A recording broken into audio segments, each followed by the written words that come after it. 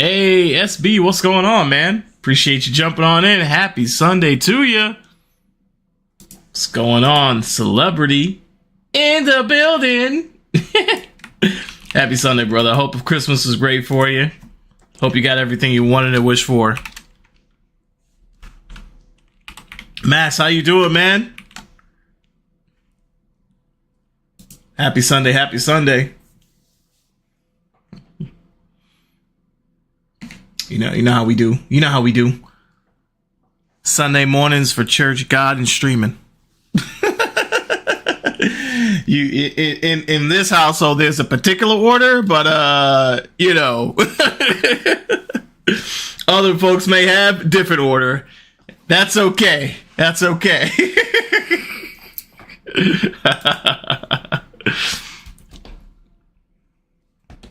All right, we just getting set up here, y'all.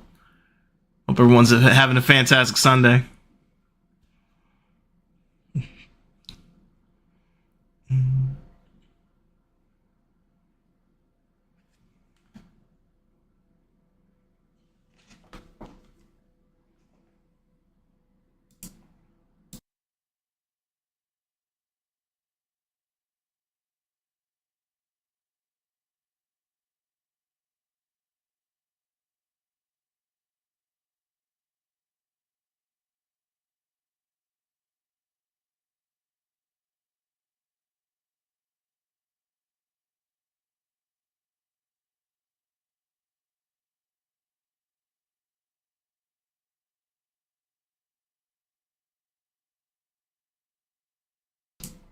All right, test 1 2 3.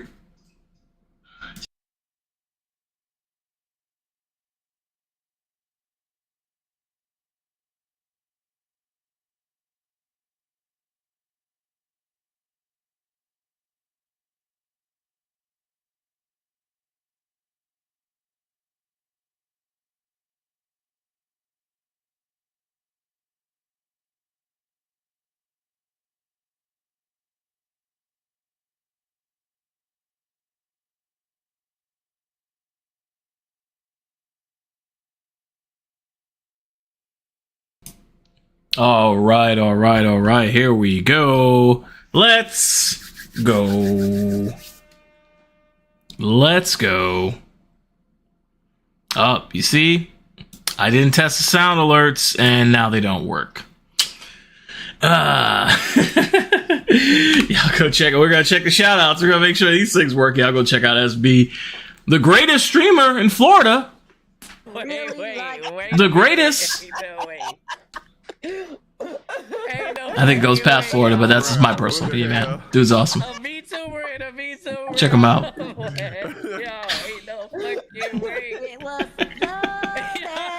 you doing?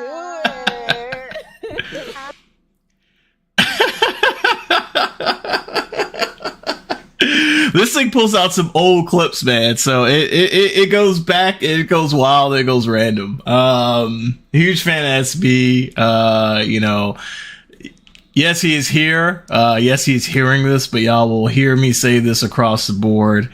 Unilaterally, one of the most entertaining folks on Twitch actually does community content for and with the community. I think there's a key difference, right?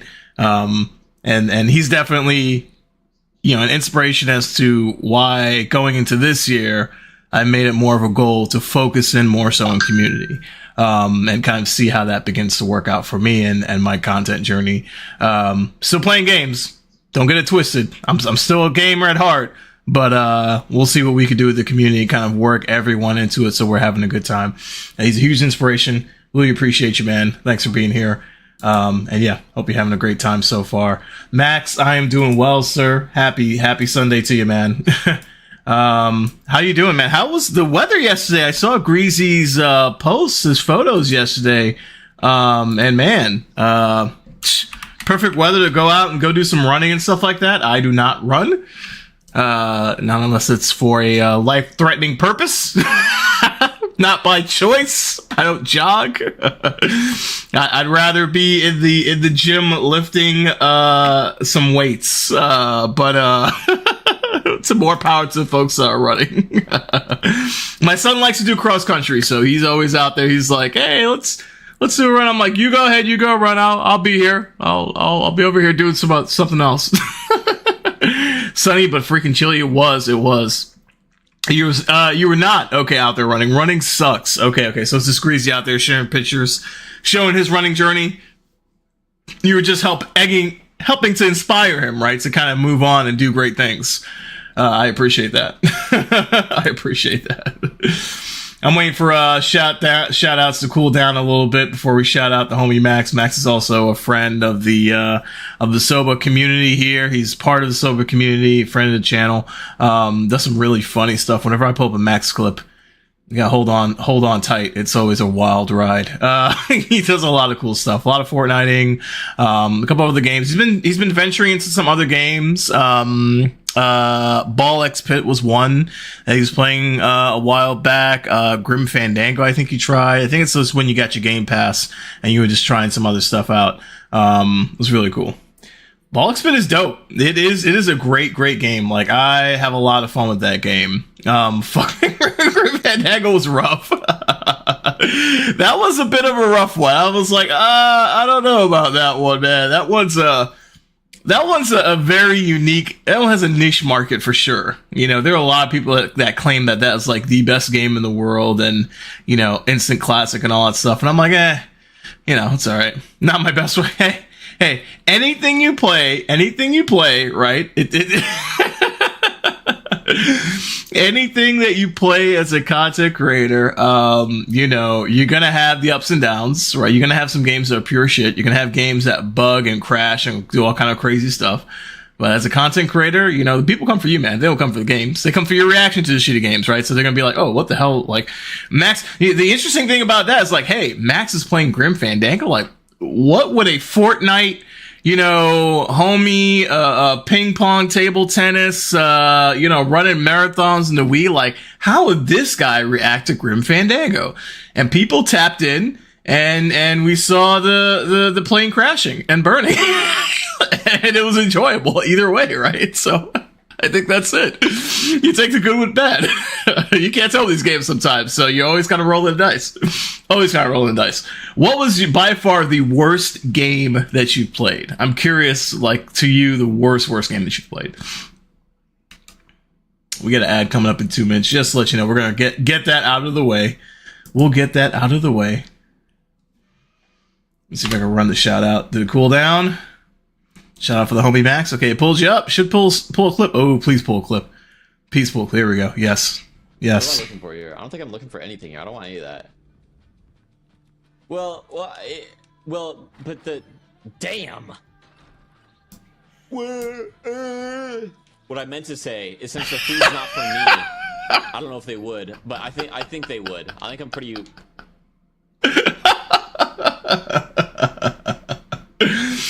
Oh, that was good. Damn. That's very great. That's very great. Grim Fandango might have been the worst game, but not the worst stream. Oh, no. Yeah, absolutely not.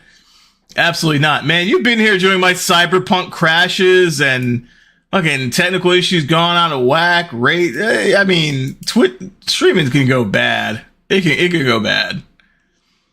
It was just giving me nothing to work with. Yeah, no, that's fair. It can go pretty fucking crazy, pretty damn crazy. Trying to get better at planning stuff out. You can try. Take it from someone. I mean, I haven't been doing this long, but you know, I think organization is really great. Actually, if you want a really good example of like who's super organized, one of the most organized people that I've seen on Twitch has been hold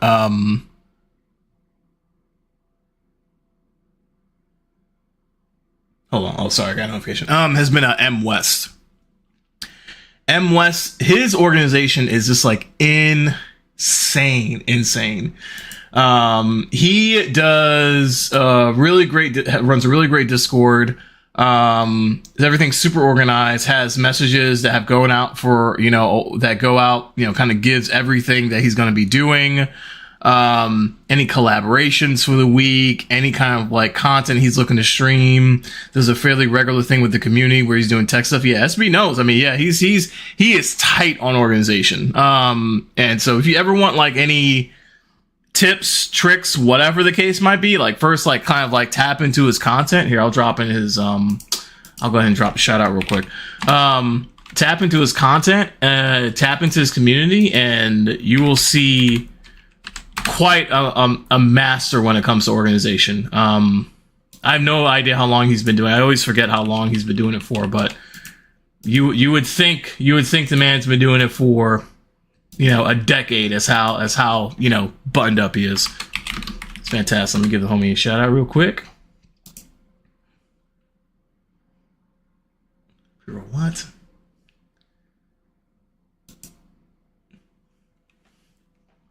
Psych. Got you, bitch. That's what I wanted to say, but Yeah. really ain't not your name being M Weezy. Wait, what? What? I didn't think y'all would have noticed that. M Weezy for Sheezy off the Easy. Caught. Funny as all hell. This is a fantastic stream, a fantastic broadcast. Is buttoned up. Does great and is very technically, minded. So also kind of has like backup plans for the backup plan. So highly recommend him. So I can run an ad. So we'll go ahead and hang back for a little bit more before we jump into games and things like that. Today we're playing Discounty. So much fun. I love this game. Such a cool, cozy, secretive Mafia game. You got the Aunt Teller, who's the main character's aunt. She's a boss. She's a boss. One thing I forgot to do before I start, see, this is going back to organization. I need to get rid of ReadyBot, because ReadyBot is a pain in my behind. So let's see if we can do that real quick. Let's see if we can do that real quick. Roles manager. Where's my ReadyBot? ReadyBot.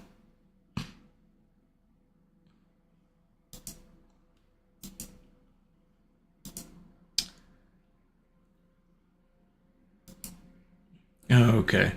Should be good now. We'll see if it decides to pop up again. Oh, and now I just realized I have the lead moderator role now. Now that's kind of set up.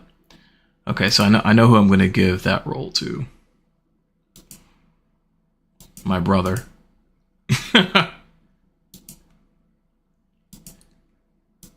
I know for sure who I'm going to give that to. Definitely my brother, OOENT, the homie. Like my real life brother. Not my brother because he's, a brother. Brother with an ER, not an A? I guess I don't know. That's weird. Sorry. That's what the fuck. What are we talking about here? Double O for show. How's it going, man? Hopping on the YouTubes. Appreciate you, man. Let me know if I'm coming through okay. I don't get many chatters coming through on the YouTube side. I actually just only spotted that because of Meld and its wonderful integrated chat feature.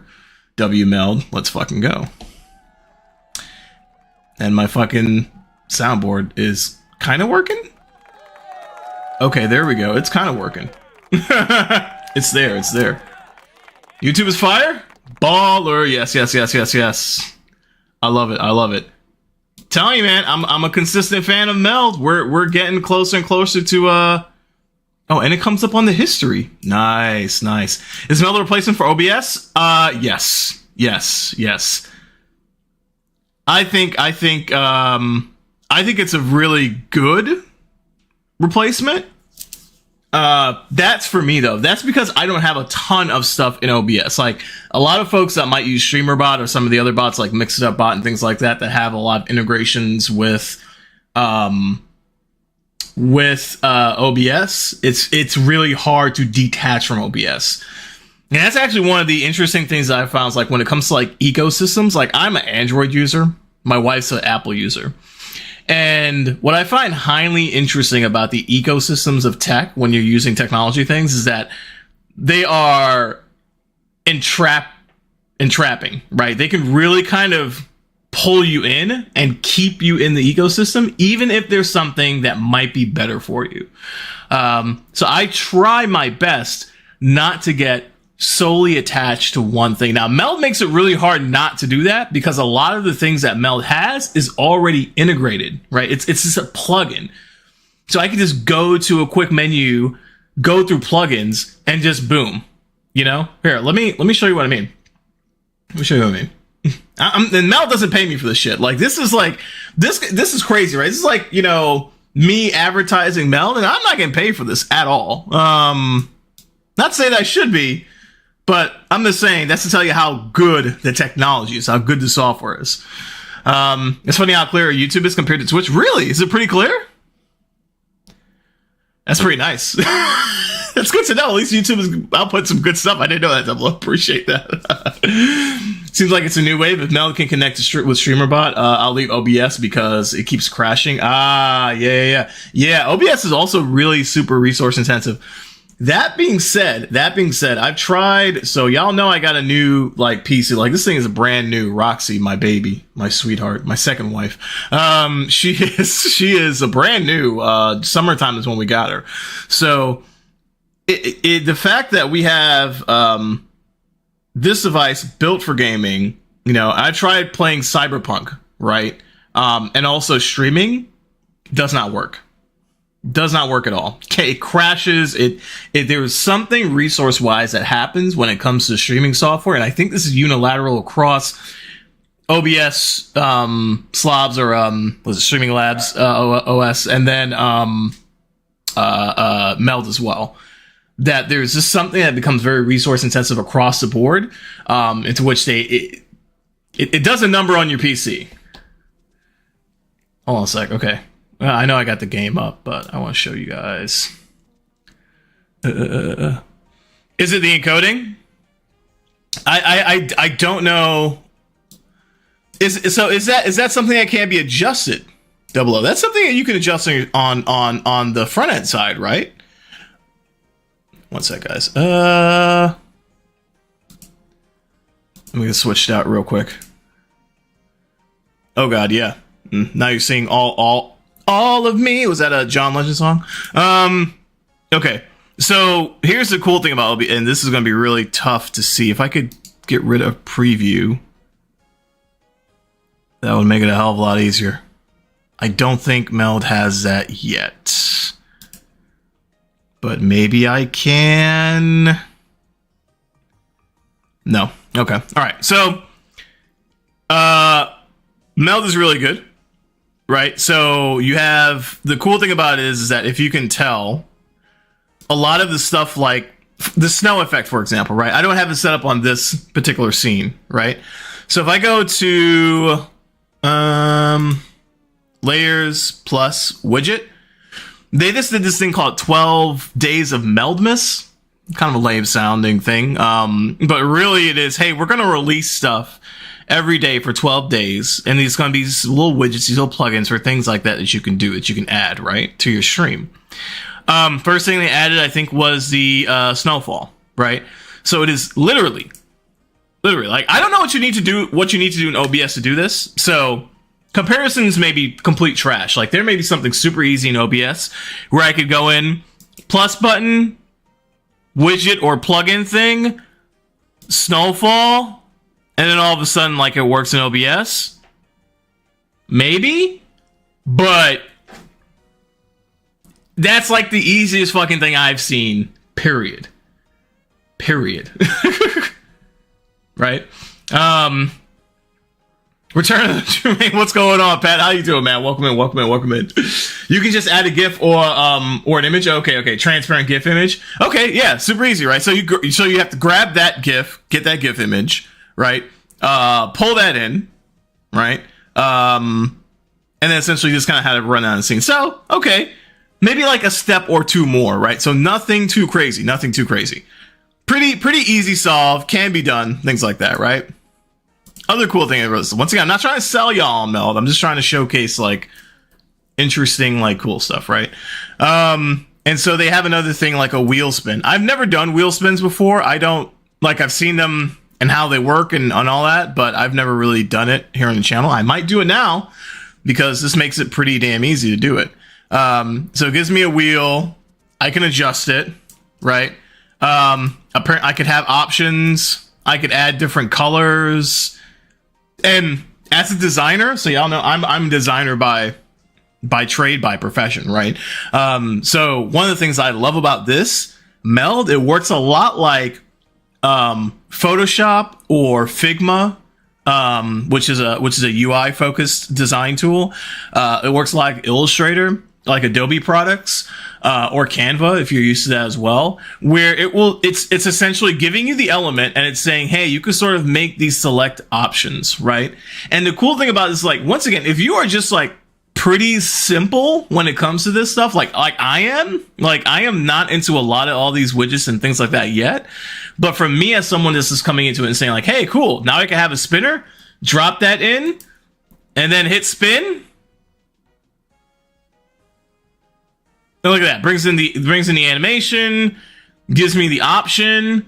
I could go in and I could add colors and stuff like that. Like, I think there's a level and entry level to sort of maybe like mid-tier level that Meld is aiming for that works phenomenally well, and has a really solid market. The other aspect of it too is that it is very content creator focused, right? So well, if you look on the right hand side, this is like, oh, actually you could see all this, right? Because you could see this is the feed for YouTube, right? Or vertical streaming, whatever I want to do. This is the actual output, so you could actually see where things are going for like YouTube, where things are going for Twitch, and then on the left-hand side. So I already have sort of my vertical and my horizontal setup, right? So there's just things are just built in that just are so much easier. I know there's a plugin for OBS, Atrium or Artrium or something like that you could do vertical, but when you have something here that just like does vertical for you, come on, like that's to me that's a W right there, right? That's a W right there. All right. Enough of me chatting. Enough of me trying to sell half the world on Meld, apparently. That's a lot to look at. That's a lot to look at. Hey, Garlic, what's going on, player? How you doing, man? Welcome on in. Welcome on in. Hope everything is going well with you, sir. I'm doing very well. Meld Studio is the future. I agree. Let me drop in some shout outs real quick to the homies. Let me drop some shout outs past so you sneak on in. Hello, sir. How are you? Hope you are well. Man, happy Sunday. Hope everything is going well. Hope you had a really great holiday. Great Christmas. Everything you got, everything you wished for, I hope you got and received. Blessings to you and the family, man. Real. Pat's a homie. Always here supporting. Pat's a day one, man. I believe like Pat's a day one. Doing shit. The chick is out in the street. A chick that's in the streets, but not for the streets. You feel me, Twitch? You feel me? That's what you want. Oh, that was a bar, Toby. Chick that's in the streets. Pat's another one. Every time I pull a Pat clip, I'm like, oh boy, what are we gonna get today? Awesome, dude. Super hilarious. Great guy.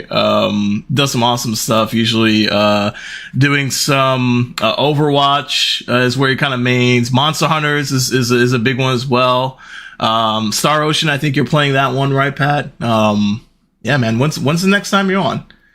I caught your stream yesterday. I was doing laundry in a laundromat, and I tapped in for a little bit. I think you were talking about going to a strip club and finding wifey or something like that. I don't know. Nah, I'm joking. I am joking, Twitch. It wasn't talking about a strip club. Okay? It was talking about a strip club. He was just talking about going out there and finding someone new. Tackling that wonderful challenge in life. How do you find the right partner, to hang with, to spend time with? I could appreciate that conversation, man. That's a good one.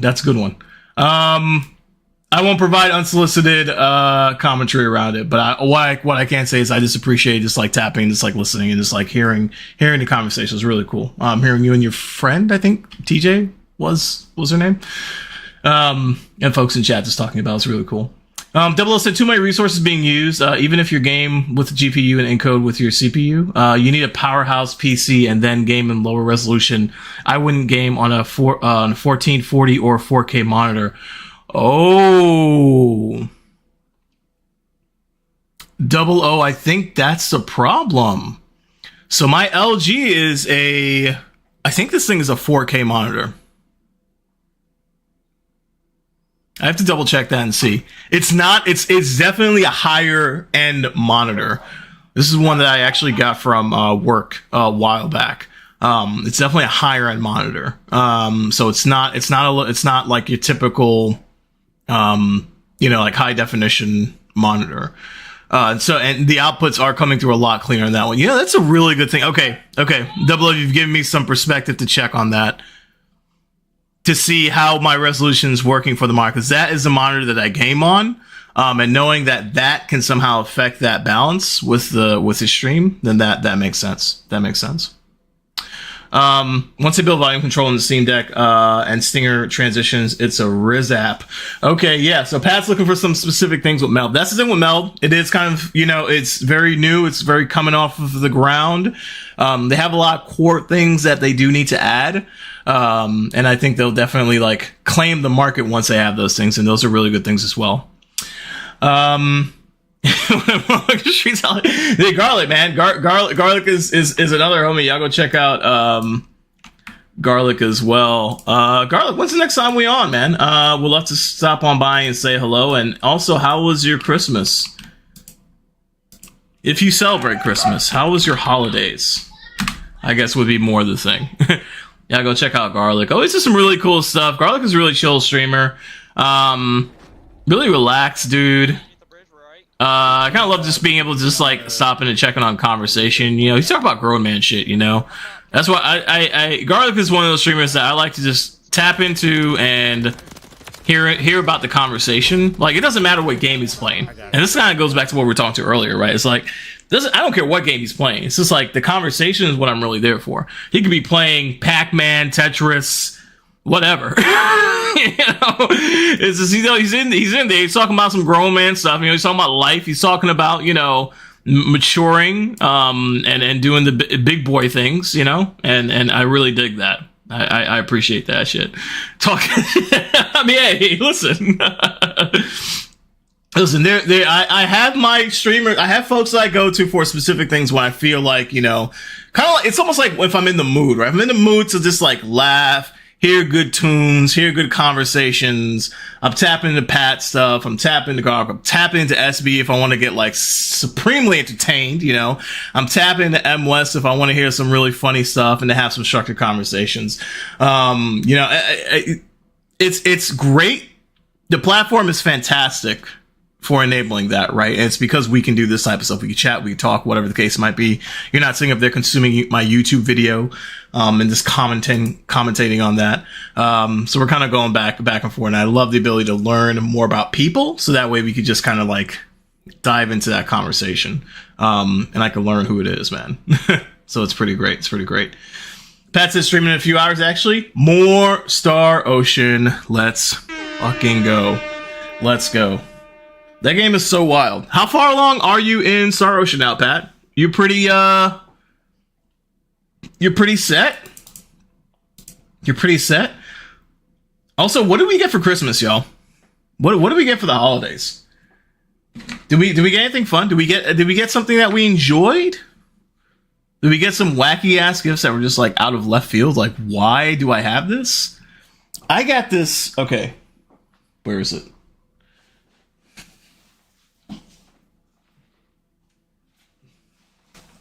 So my daughter got me, she's like, Daddy, you like video games. So she got me this little thing.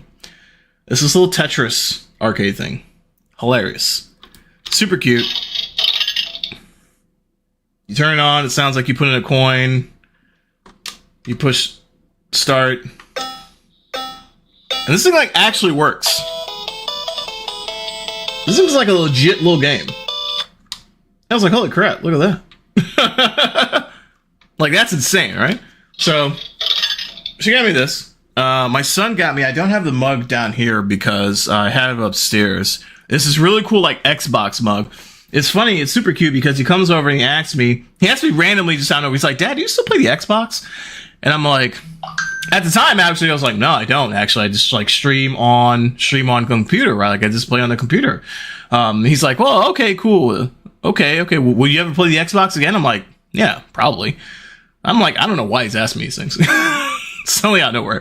So in Christmas, I open up this gift and he gives me this really cool mug. It's one of those temperature mugs, right? The cold, it shows like it's a black mug with like Xbox stuff on it.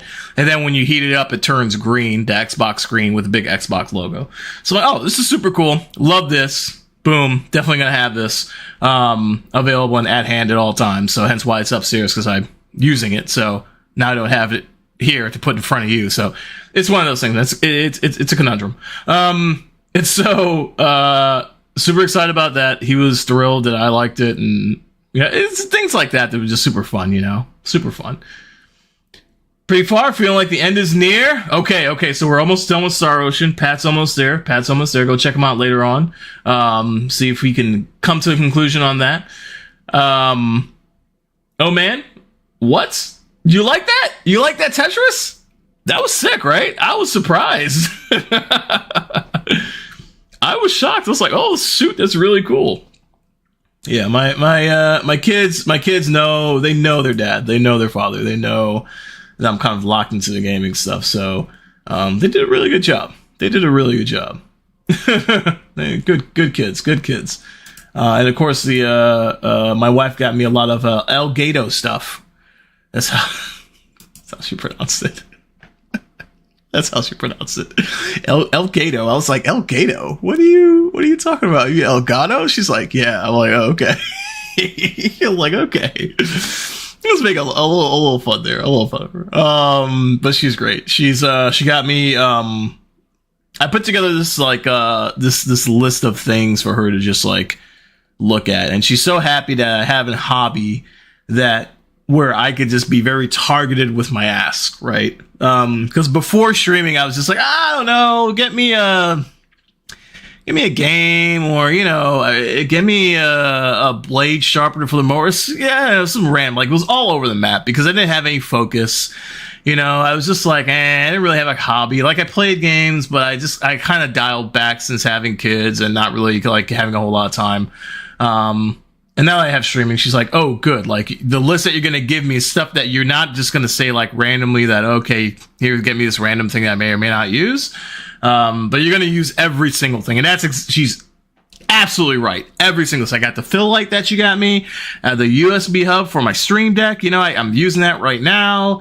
You know, the pedal, I got a foot pedal as well. Like, every single thing I'm putting to use. And that's the way I like to give gifts and receive gifts. I can't stand gifts that cannot be utilized to some degree. Like, stocking stuffers are the most difficult thing. There are two traditions of mine that are to me, the most difficult traditions to try to really buy into. One is stocking stuffers. Because of the way that we, you know, started talking about, my wife introduced stocking stuffers to me. I didn't have stocking stuffers as a kid. She's like, hey, yeah, it's just like $5 or $10, you know, for the item. And it could be like a random tchotchke. It could be, you know, a dust collector. It could be a gag gift. It could be something like that. And I'm like, I can't get over stocking stuffer, like buying this stuff and it's not useful to some degree. Drives me crazy. It makes it super difficult for me to actually buy and stock these stocking stuffers. Stuff the stockings, right? It makes it difficult for me because I'm like, if I'm getting you something, I want you to be able to use it, not just like put it on your shelf and let it collect dust. That's crazy to me. So that's a really tough one. And then the other one that's a little kind of wild, right? Is just the tradition of the advent calendar, right? So that's another one where it's like, hey, you have these, like, you know, depending on how you celebrate the Advent, right? It could be 24 days, 25-ish, or 30, kind of depending on when you start and when you end. Every day you go in, you pull out a little something, right? And a couple years back when we started it, we were like, hey, we could maybe work on like building our own. So like having purchased these little tiny gifts that you give throughout every day. That was gut wrenching for me. That was good. You had that on top of the stocking stuffer. I was like, this is insanity. I can't do this. This is really crazy because I'm needing to buy now like 35 little tiny gifts, right? And they need to be within a certain price range because otherwise it's going to blow your entire holiday budget. And so half the things are kind of useful, half the things aren't. And I was like, look, I told my wife, I was like, look, I cannot do. I can't do both. Stocking stuffers, I will commit to that. Advent calendar, find something online and just like, I'm okay with the tradition, generally speaking. I still think we got too much crap in the house that we do not have to do this, but I understand the meaning behind it. And so there's a meaning behind the Advent as far as just like, when you go into the, religious belief side of things, praise, taking pause for the season, things like that every day, Bible reading a verse, things like that, folks might do every day of the Advent, as you prepare your house for the celebration of Christ, right? So that's that part of it. But then there's the commerce part of it, which I'm just like, that's insane. I can't stand that. So we got to figure this out. So we figured it out, right? We figured it out. We were like, hey, for the kids, we'll grab something that they enjoy. Like my daughter got an American Girl doll, advent calendar, gave her little baking pieces and fun things like that for her, which is great for her. It's fantastic. She loves it. She gets to play with her little dolls and little items, stuff like that. And my son, we got him a D&D focus one where he got little figurines because he likes to paint figurines, which is perfectly great, right? Very, very a forward thinking hobby because, like I said, I'm not a hobby guy. He's found one at a young age. I'm proud of him. Painting little figurines, and he has a little D&D dice, and that's it, right? So we got all that cleared, and then for my wife, she got some like murder mystery type thing, and then for me, I got some like electric circuit thing that didn't actually work, and I chucked it. I'm like, I'm sorry, but it doesn't work, so I'm not dealing with it. Crazy stuff. Good times for fans. And yeah, pretty excited about how everything turned out and how other folks are kind of like enjoying the holiday season. So hope everyone had a chance to enjoy their holiday season as well. We're gonna jump into the wonderful, the amazing Discounty game. If you've been following along while I've been playing Discounty, you know that things are wild in this game, right? So you as a protagonist, in this case, my name is Drew in the game. We've come back to his town where my Aunt Teller is, and we are helping her with this shop that she has opened, this Discounty. It's a chain store, actually. That's what you come to find out. Big corporation chain store. You've opened up the franchise, and you're helping her out. You're helping her do the thing. Now, what comes in initially as, oh yeah, I'm helping my aunt. We're doing a good thing. We're doing a good deed, right? We're bringing commerce to the city, to the town, and we're making sure that all these things are being taken care of. Like, it seems really, really great, right? I've come to find that Aunt Teller is quite a gangster.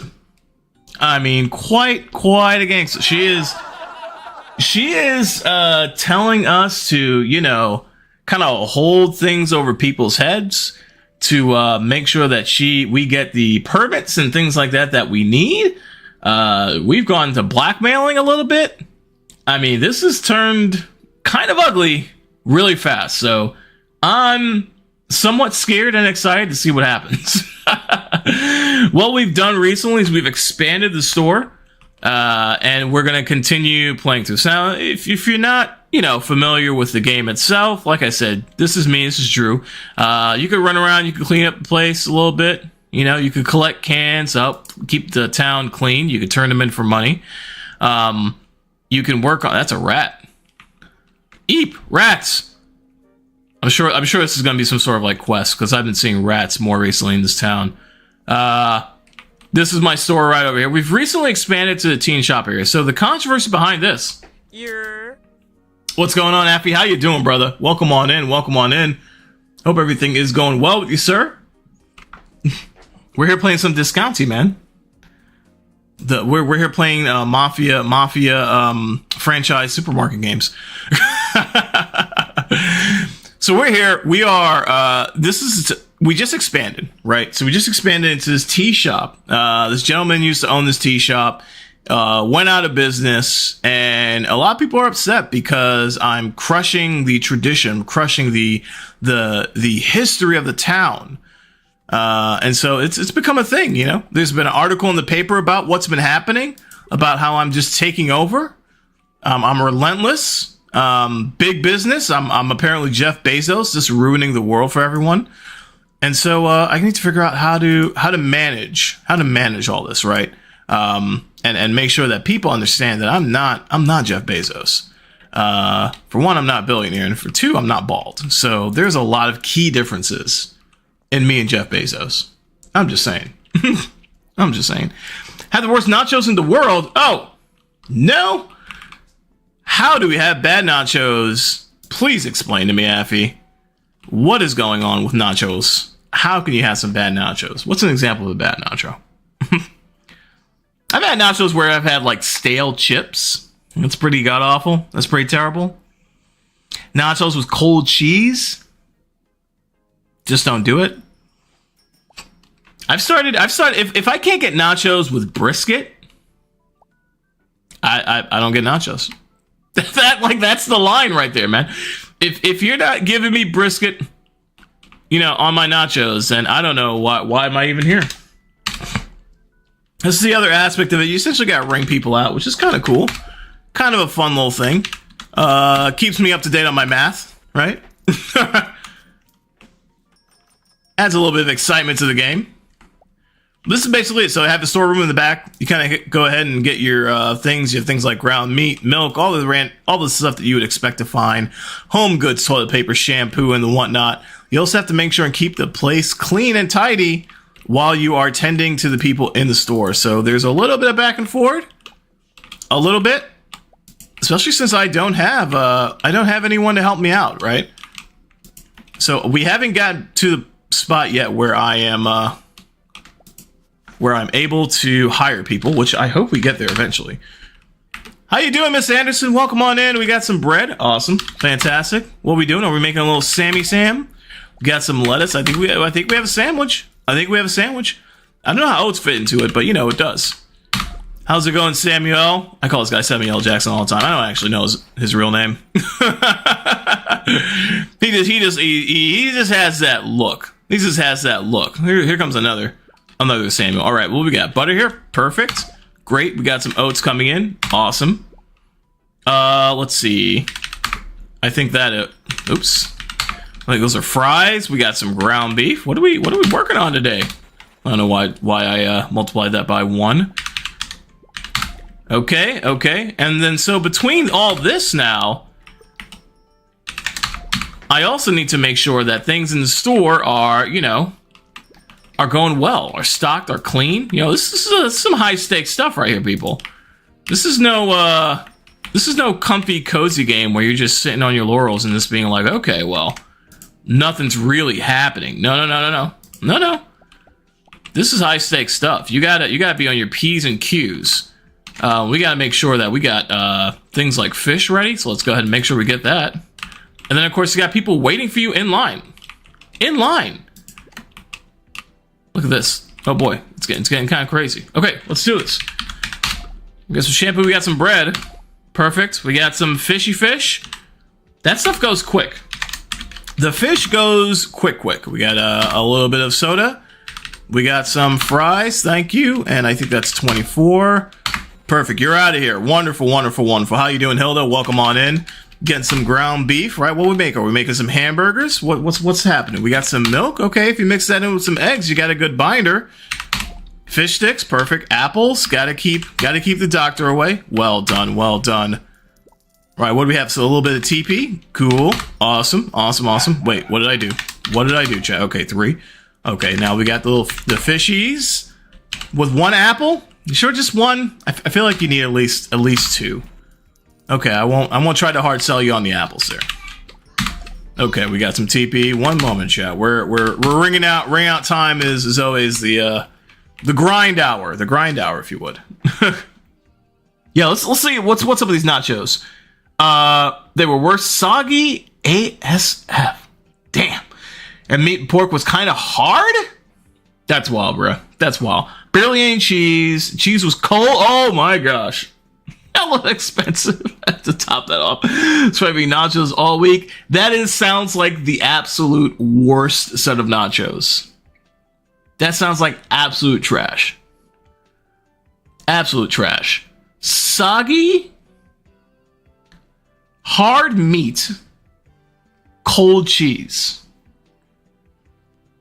I say don't ever go to that place again. I say you need to just like remove them from your rotation, man. Was this a place that you've been to before? Have you been to this location? Gotten other food? Maybe their nachos is just not a great thing and they have other great food. Somehow I feel like that's not the case. I mean, if you're doing pretty terrible on nachos, I don't know what to tell you. I don't know what to tell you. Just kind of tried it today? Okay, well, now we know. Don't ever go there again. Those people... it's not that they can't do nachos right. Here's the thing, Affy. I see a place like that, right? What kind of place is this? Is this like a bar or something like that? Like, what do these guys usually do? This sounds treacherous, man. I'm angry for you. I am angry for you, my friend. Like, what is that? I am raving mad. Like, you can't serve that. Oh, that wasn't butter. That was chocolate. You can't serve that and call it nachos. That's not a thing. That's quite terrible, actually.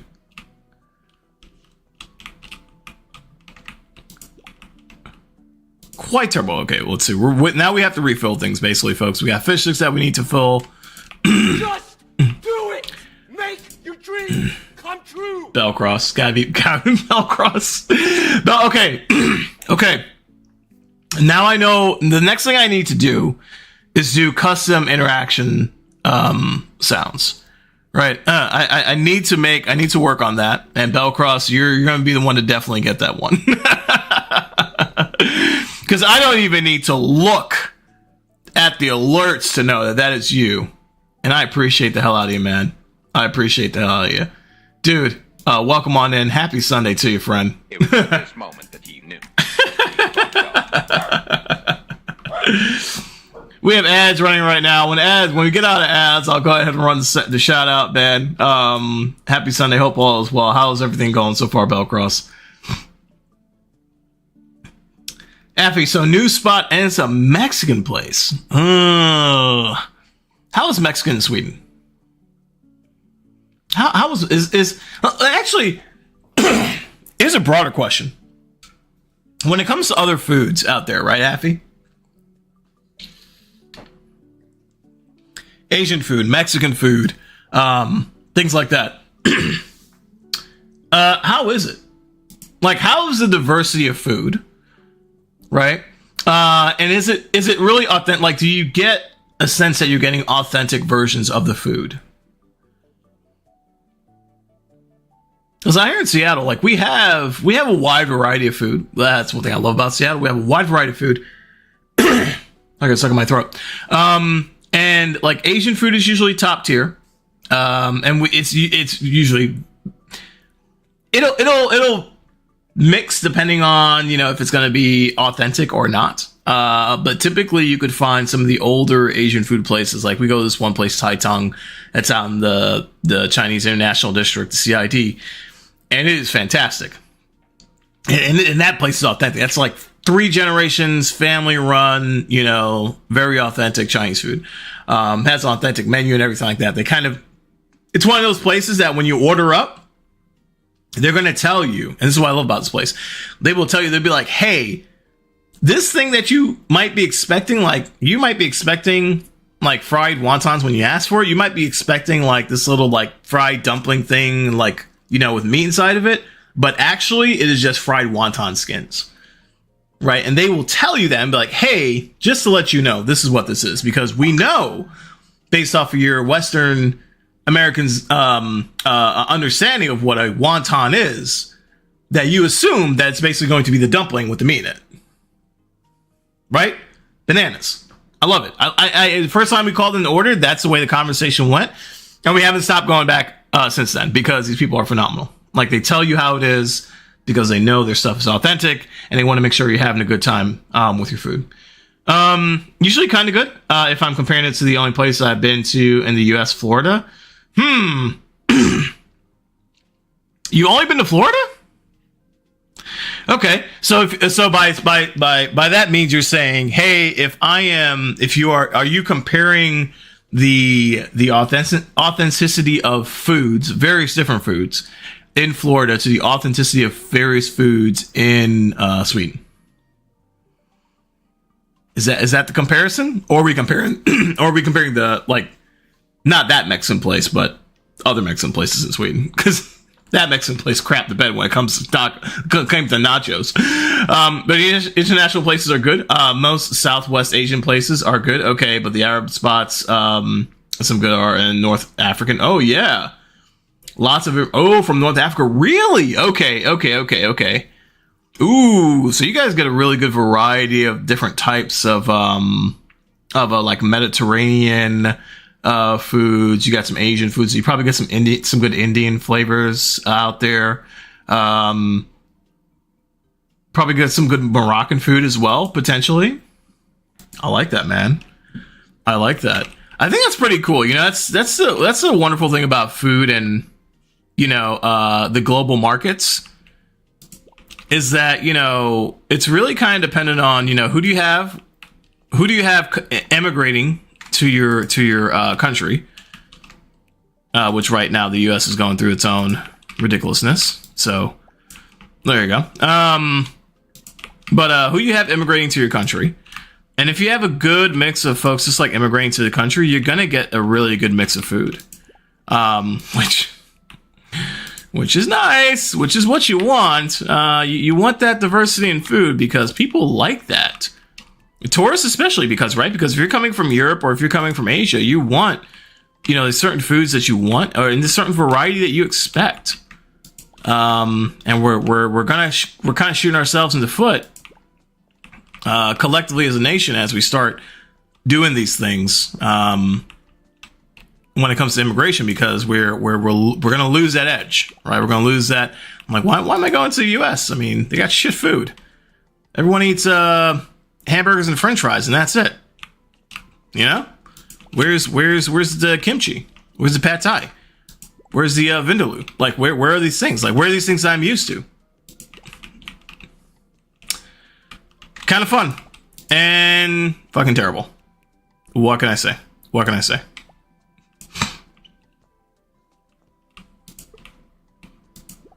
Let's see. I don't have a grasp about the authenticity because I haven't been to Mexican majority places. Okay, I just judge by what I've eaten before, and if it tastes good in general, perfect. As you should. I mean, hey, really and truly, you don't need to have great nachos to know what you just described were crappy nachos. Right? At the end of the day, it's pretty terrible. So I see you there. The more traveling you do, man, you know, as you get more traveling under your belt, I highly encourage, you know, checking out all the local food spots.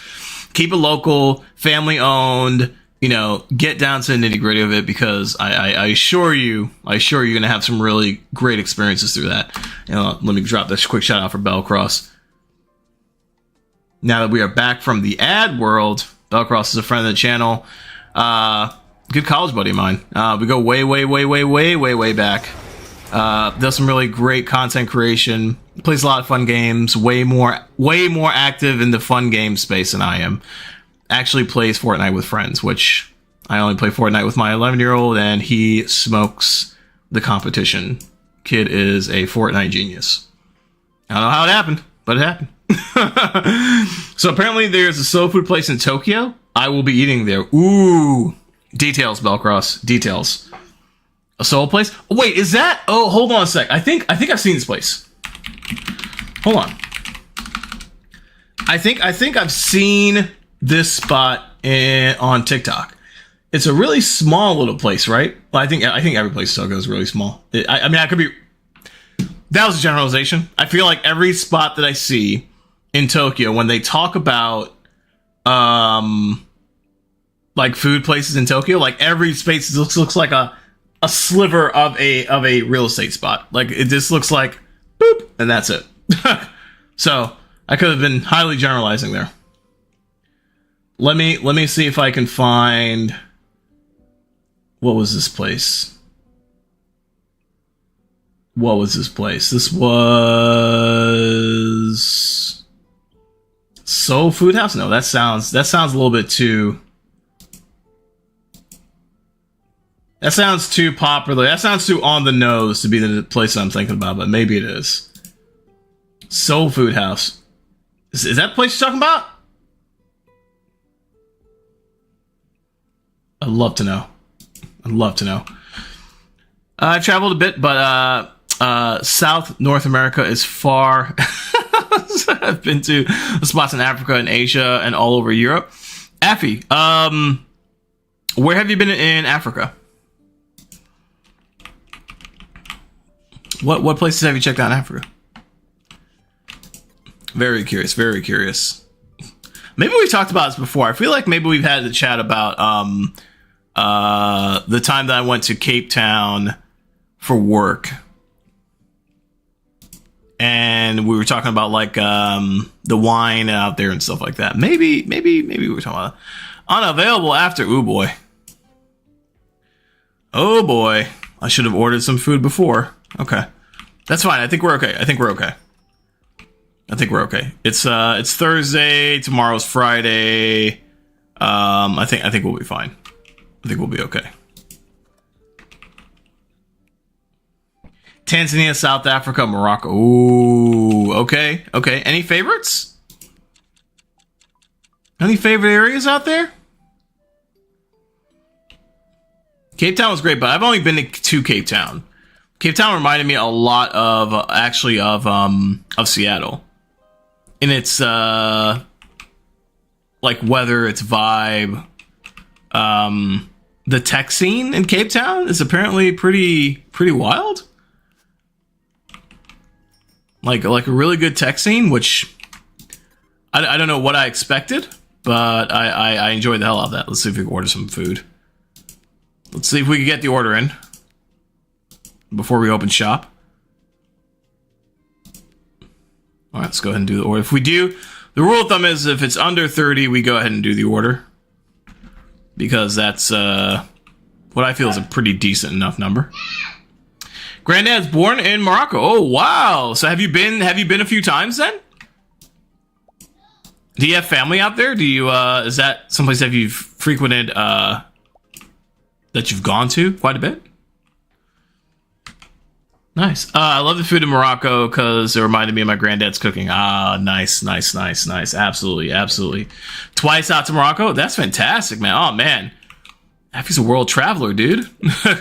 World traveler. That makes sense. I feel like Americans, unless you have, the privilege to be able to travel, you're not getting out anywhere. You're not getting out. I feel like in Europe, like families are just encouraged because you can traverse different countries, like you traverse states in the US. Then it's like, yeah, of course, like I've traveled. Like I've been. Just like I said, like I've been all over Europe. Like it's almost like you've been all over the United States because, I could say I've been to several states. You've been to several countries, right? I feel like that's the vibe, right? That's the comparison. I could be totally off. You can tell me if I'm wrong or not, but I feel like that's the thing. Like when we do road trips and things like that, we're traveling through the states in the U.S. and it's just different states, not different countries, right? But I feel like there's the same sort of just like geographic distance like in Europe, right? You can drive to maybe like Sweden. You could like drive to, oh, y'all know my geography is terrible.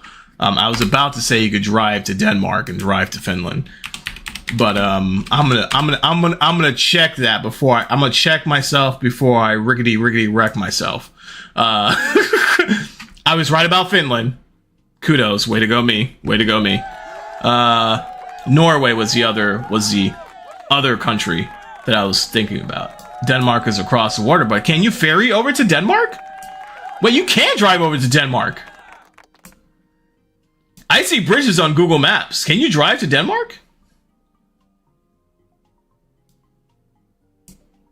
I thought you had to like ferry over or something. No. Oh man, that's so sick. That's so sick. Right, Finland. Oh, like, yeah, okay, nice. His parents were diplomats. So no family's still there. Okay, gotcha. Okay. Yeah, I hate to admit it because Americans love to say that, but it's kind of correct. I mean, I feel like it is, right? Geography wise, like like it almost feels like, yes, I could drive to other states and I could visit other states. And really, the funny thing about it is like, really and truly, it's just like sort of the structure of the government that changes that when it comes to geography mindset, right? It's like, hey, the United States decided that we're going to take this giant piece of the earth and call it a collective, of states that work together under one federal government, this, that, and the third. We just decided that was a different system to do, right? And that was a way to go about things. We could have easily,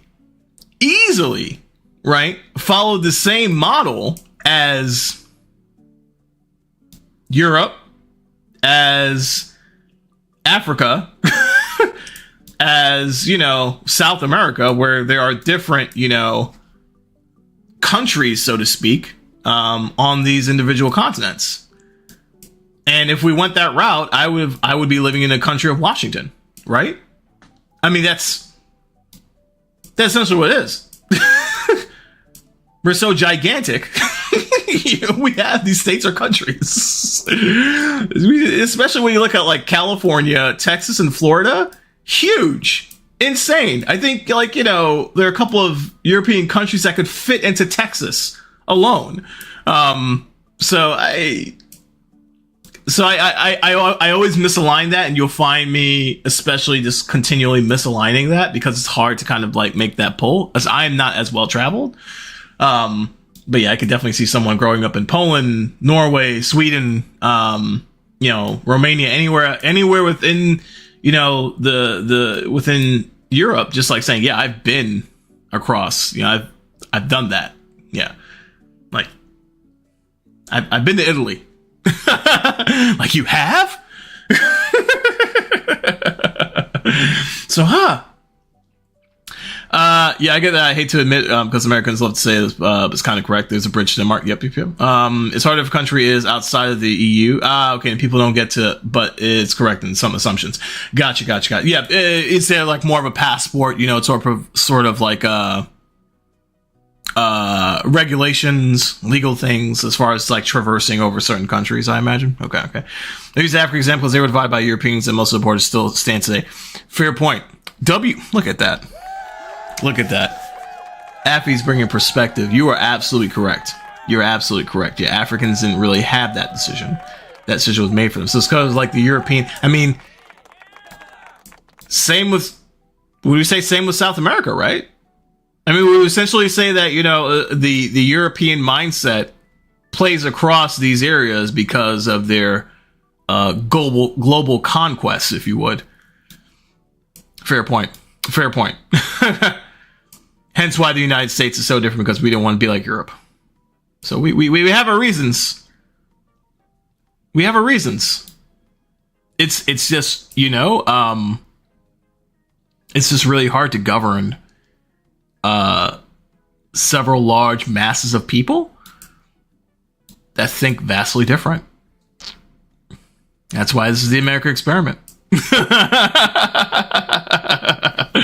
So this is a great experiment, because it's tough to do. It's tough to do. Are we talking about the evils of British colonialism? Pat from way out of nowhere. Now I see the conversations that pull Pat's out of lurk mode. Okay, now I'm locked in. Now I know. Now I know. Yeah. Nah, man. We were just talking about geography and the difference between Europe and America. And Europe and other places, right? So Europe, Africa, South America. And Affy had a great point. Affy's from Sweden. Affy was, we were chatting about, traversing the different countries out in Europe. I'm saying, hey, Affy, when you travel more, this and that, third. And Affy's like, dude, I've been to like a bazillion countries in Europe and Morocco. And like, what are you even talking about? And, me and my American mindset, I'm like, oh, that's right. You can actually traverse several countries the way we traverse several states. So it's kind of like, but then I started talking about like, hey, America is very different in how we're arranged, because we have states that are like countries, size wise. And it's kind of wild that we kind of went this route. Naffy sort of, and we haven't done things like in Africa where you have like different countries. But to Affy's point, when you have the British, the Spaniards, all these different, colonialistic focused civilizations, governments from way back when, bringing over the same mindset, bringing over the same governance models and border models, then yes, you're going to have that, right? So of course you had it in Africa, where you kind of cut up the land and do all this kind of stuff based off of who colonized it. Same thing in South America. The U.S. looks different, because we did not, that kind of stopped, right? And there was a different path on how we acquired. Now, how we acquire land in all aspects of these things are freaking terrible. And so, it comes to bloodshed, separating families, destroying civilizations and peoples in all shapes or form, either through war, raiding, pillaging, trading terrible things, some like disease blankets, and trying to come off as friendly and helpful, using deceit, acquiring through legal manners, things like that. Like, we go through this constantly. It's a constant rotation. It's history. It's what we as humans do. We're terrible to each other, and so these are how these things are acquired across the board. But yeah, it's quite crazy. But I appreciate the perspective on geography, right? I think that's the cool thing about this, is that continued, like, oh yeah, geography's a very telling tale of history, right? Patsy, I was rearranging my office. He just perked all the way. I appreciate that, Pat. I appreciate that. What's the office space looking like now, man? Are we what are we doing? Are we getting some more stuff set for stream? Are you kind of getting a little gym mixed in with the background? We're gonna have some weights. We're gonna see Pat on stream. Bench pressing 250. What's the haps? What is the haps? Found I meant yes, absolutely.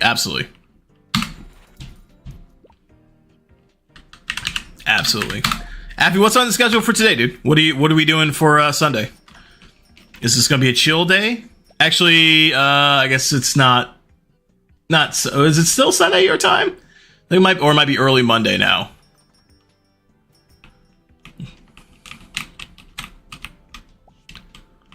Listen to some old school Drake. Hope you guys can vibe to this. It's been a while. I know Drake is a. I get it. I get it. I am still, unfortunately, somewhat of a Drake fan. It's unfortunate because the man's music was good. At least I always vibe to it. But I get him as a person is kind of a shithead.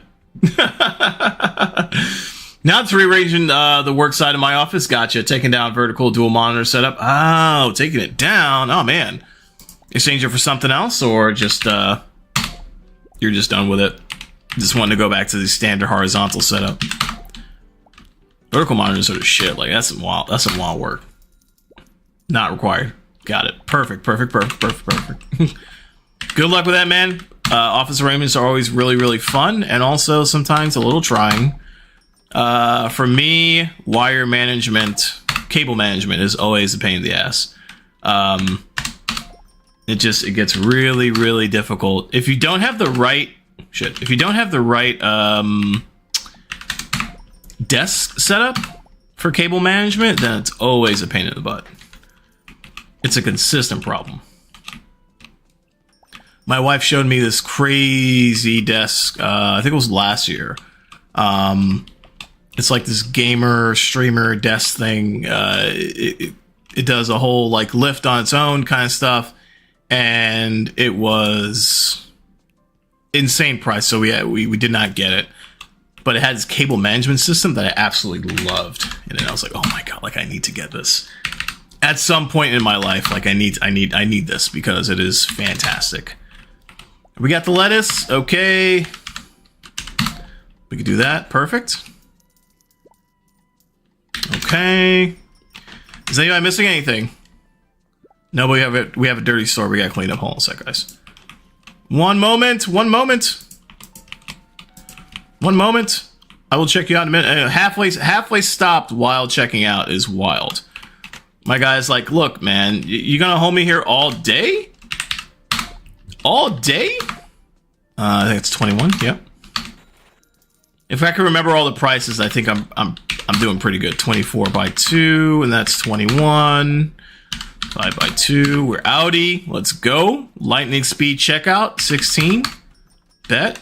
I think that's 11, right? 15. 8 by 2. Perfect. Boom. Look at that. Let's go. We're doing well. Sunday's over, dude? It's still Sunday, but it's 9 p.m. Okay. Sunday, yeah, it's fair. Done. Done. Are you ready for the week? Are you going back? Are you back in school Monday? Or are you guys taking a break for the holidays? All right, let's go ahead and restock the shelves. Make sure we got everything all ready for tomorrow. Let's actually check deliveries. Let's see. We got some points here. Let's see if we redeem some points. So in this game, we can redeem points in order to get upgraded things. I would love to unlock this scanner. This says speed up checkout with a brand new scanner. So I'd love to see what this is. So I'm going to save up my redeem points to see if I can unlock that. I'm going to unlock these things before I unlock more items. The thing with the items is that once you unlock them, people want them. And then I have to stock them and have a new shelf for them and all that type of stuff, cooler and whatnot. So I got to be strategic on how I unlock the products. So we're going to stay away from that for now. Nah. It's like mid-Jan where we start again. Oh, sick. Okay, man. All right, so you got plenty of time. What are you going to be doing with your time off? Got any plans? Gonna be doing any traveling? Gonna be let's see, we're a little close to 30 on the soda, so we're gonna go ahead and do that, and we'll just tidy things up. How is the meat? The meat's fine. Okay, I think overall we're doing pretty good. I think we're doing pretty good. Damn, the thing actually worked, Cappy. Appreciate that, man.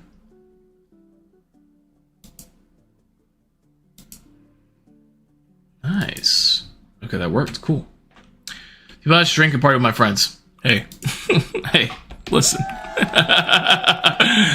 That is a win, man. Take the time, party, man. Take the time and relax.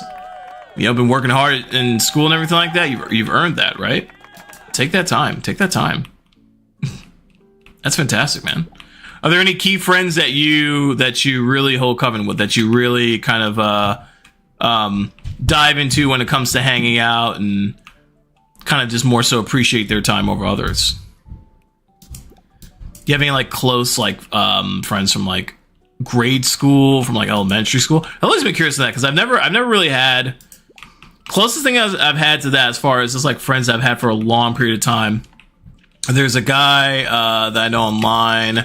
from middle school. We're not friends, but we know we're on Facebook, and every once in a while we'll send each other a message and things like that. But otherwise, it's not like we're getting together and hanging out and stuff like that. And then of course we got Bellcross from college. That's about as far back as I go. From the college perspective, maybe a couple of other folks from college, a few people from high school, but not many nowadays, right? Not many lifelong friends. So I think it's always nice to be able to have that. I think it's always nice to be able to have that. New, how you doing? Welcome on in over on the YouTubes. How are you doing, friend? I'm doing well. How about you? Happy holidays. Hope your Christmas, Hanukkah, Kwanzaa went well. Whatever it is that you celebrate. How are you doing? How'd you find us? How'd you locate this random channel in the world of the internet, my friend? It's not easy to find me. So I'm always curious on how you did it. Were you scoping me out? Are you stalking me? I'm just joking. Hope everything is well with you. Welcome on in. We're playing some Discounty today. Great game. If you don't know about it, basically it's a Mafia family that's running this franchise. That's the way I describe it. I think Aunt Teller is a Mafia boss queen. So there you go.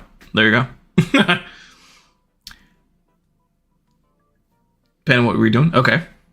Don't forget, I'm 16, so friends from grade school. That's last year for me. Do you have friends from, I guess not grade school, like elementary, right? From like when you were young, right? When do you have, sometimes they're just saying like, hey, we go way back like babies in diapers. I don't know if that's ever a saying out there in Sweden, but that's a saying sometimes, and that might be a very dated saying. But cats used to say that, like, I know this guy from like way back when we were in diapers, and that was just used to be a term of endearment.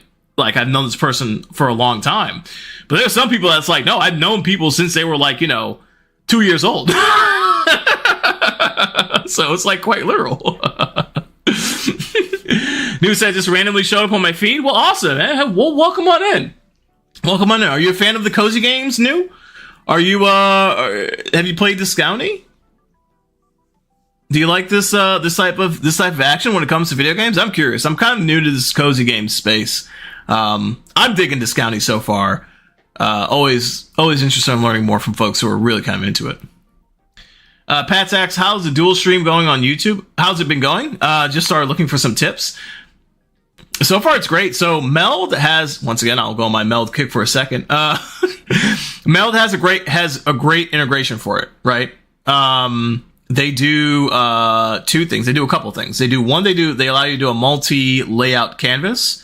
So you can have a horizontal view and a vertical view. And you could customize it by just moving elements around. It's super easy to customize, and it's just formatted for those vertical streams, right? Second thing it allows you to do is actually integrate your YouTube settings into Meld so that when you go live on both Twitch and YouTube at the same time. Now, there's a caveat to this because, at least the way I have it set up, I don't know if I'm doing it wrong. I haven't reached out to Mel to figure it out yet. But the way I do is that I have to actually go live on YouTube, like initiate the session, make changes to whatever I want to make there as far as just like the title and stuff like that, and then save it and essentially have that session open. And then when I go live from Meld, it activates it, right? So I can't just like hop on Meld, hit go live, and it automatically does it to both. I could go on Meld, go live, and it'll do it on Twitch, but it won't go on YouTube until I start the session on YouTube. So I got to do that. Other than that, that's really the big difference. You got those things, and then the last part of it is they have an integrated chat, which you can see. So you can see at the top. I think you can. Let me double check. You should be able to. Yeah, okay. So you're seeing the conversation from YouTube. So New asked if I play PUBG. I don't, friend. PUBG's not my jam. I play Arc Raiders. I don't stream it, but I do play Arc Raiders. That's been a hell of fun to play, but I do not play PUBG. Are you a PUBG fan? And so that chat, Pat, is from So new is on the YouTube side. So, and I have an integrated chat showcase or plugin, not plugin. It's really just a widget. It's just like another part of Meld that allows me to see the conversation, everything like that. So it works pretty fantastic. I would highly recommend. I know. You're on OBS and you got a lot of stuff, and you're waiting for those 2 or 3 things to kind of come over on Meld. OBS does have a plugin. Be kind, because hey, how you doing? Welcome on in. Happy Sunday to you. How has your holiday been going? I meant as far as discoverability. Oh, my bad. No worries. No. You're good. It's been fine. It's been good so far. I do a lot of shorts and stuff like that on YouTube as well, so that's also been pretty helpful. That's also been pretty helpful with that. So I think that kind of pulls people in as well. B, how are you? Welcome on in. How was your holidays? Affy with the Chizex. Appreciate that. We got an ad starting in about a minute or so. Y'all go check out B. B does some funny stuff and she plays some fun games. Oh, can they? That's a pretty short clip. B does some really fun stuff. Always a really fun community. B's granny voice is great. It is so fantastic. I can't describe. B's one of the channels that you got to go into, hang out with her for a bit, and just soak it all in. Just soak it all in. The redeems are hilarious. The community's great. They're warm. They're welcoming. I met B through Sammy's channel, Dingo Dynasty. They've been so cool. Resident Evil, yeah, man. B plays. I feel like B, you play everything. You go from like cozy, comfy kind of games to over the spooky season. You're doing some interesting like indie horror stuff. Like you kind of cover the map, which is great. I freaking love that about folks that I hang with, because you're not tied to one game.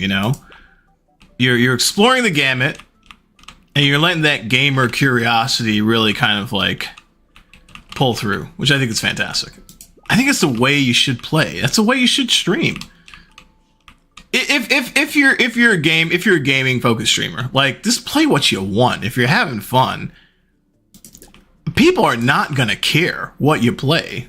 They care about you and the conversation that you're holding and the space that you're creating. We don't care about what you're playing.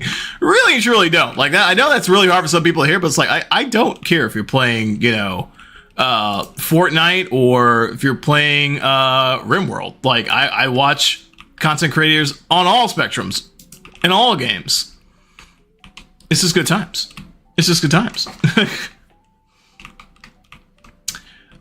It would be too hard to say. It would be crazy difficult. It would be just, I couldn't do that to main one game for. I know there's people that do it, but oh man, that's just rough. To me, that's it. I see a person that's like, oh yeah, I played Fortnite for like the past 12 years. It's like, how is that the only thing? There's got to be something else in life. we've got to be something else. Like, come on, it's not possible. Not possible. It's absolute insanity.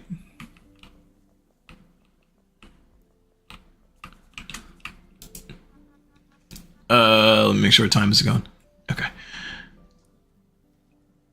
Anyone plays Hearts of Iron 4? The B2 strategy game. It takes a while to learn. Is it just more it's like a realistic strategy game? Like hyper realistic type stuff? Had a proper place to stay. Not satisfied with your current housing? Look at this. Okay, this is it, guys. This is Aunt Teller really kind of getting into you, right? Don't get me wrong. He's shook. He's like, don't get me wrong. Been lovely staying in Old Trail. It's just I like to have a place of my own. I did my best to make the trailer homey for you after all. Look at that. Tell her. Mafia Queen. And I appreciate that a lot. I never meant it like that. Look at me, scared. It's been great, but I think everyone dreams of having their own place. He's really trying to sell her on this. Homie's in a trailer. He's really trying to sell it. This is hilarious. This is hilarious. I'll pause for the ad break. This is hilarious. When I started streaming, I went in with the goal of playing and beating games I had never played before and actually commit to beating them when in most situations I couldn't beat it. That's a good commitment. I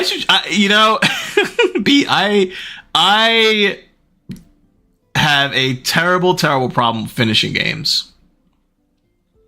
And I could be very hypocritical, especially when I'm talking to my son about games, because he's always like, hey, like make sure, let me get that posture check. Hey, real quick. He's always like, hey, I want to get a new game. I'm kind of bored, whatever the case might be. And I'm like, hey man, you got to finish your game first. Like, go through, beat the game, and then think about getting a new game. And the thing about it is, it's like,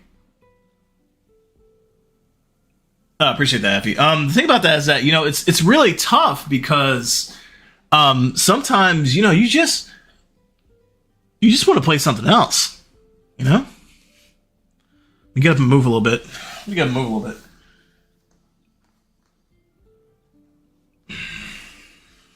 All right. It's easy to beat them when other people are with you. I agree wholeheartedly. That is very important. And it helps with accountability too, right? Because I'm playing Elden Ring way longer than I thought it would, because I've been playing with Mr. Greasy T and Capybara Plays. So the accountability is definitely up there. Like, I would not have played Elden Ring for as long as I've been playing it if it hadn't been for those two guys.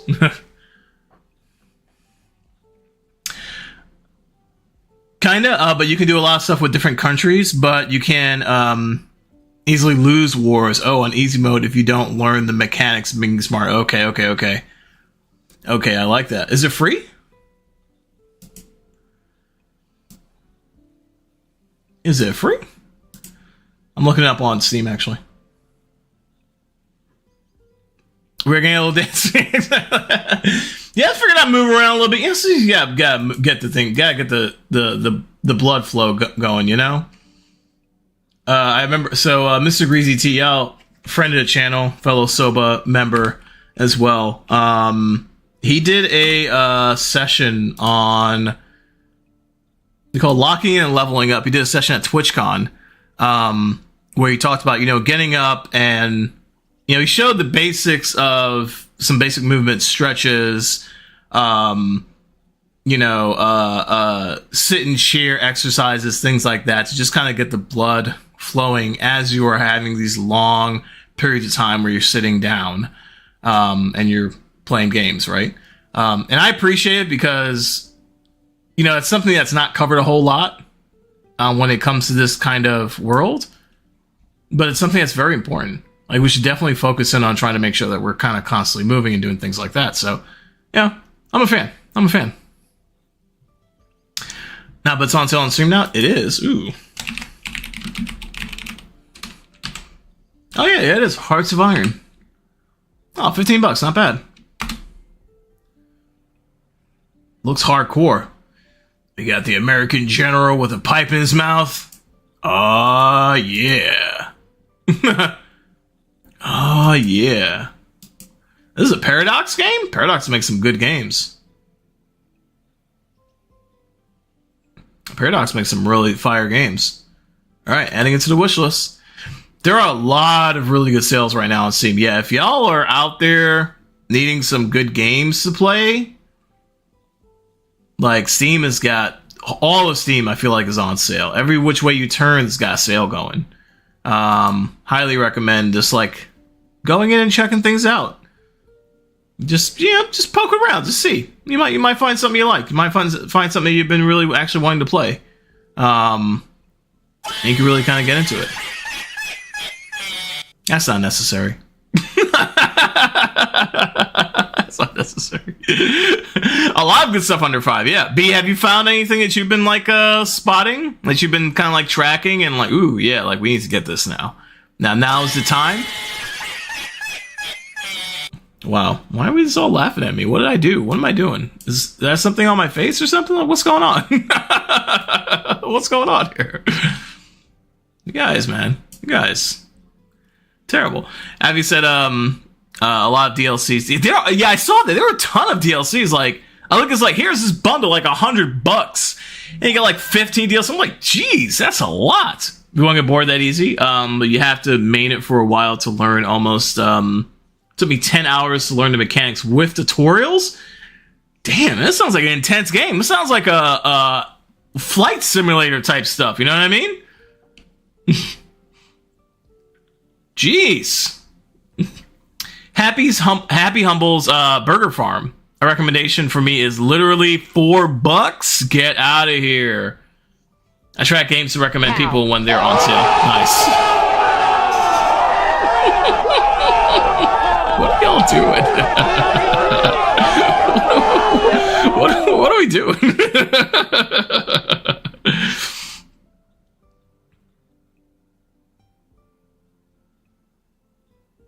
What?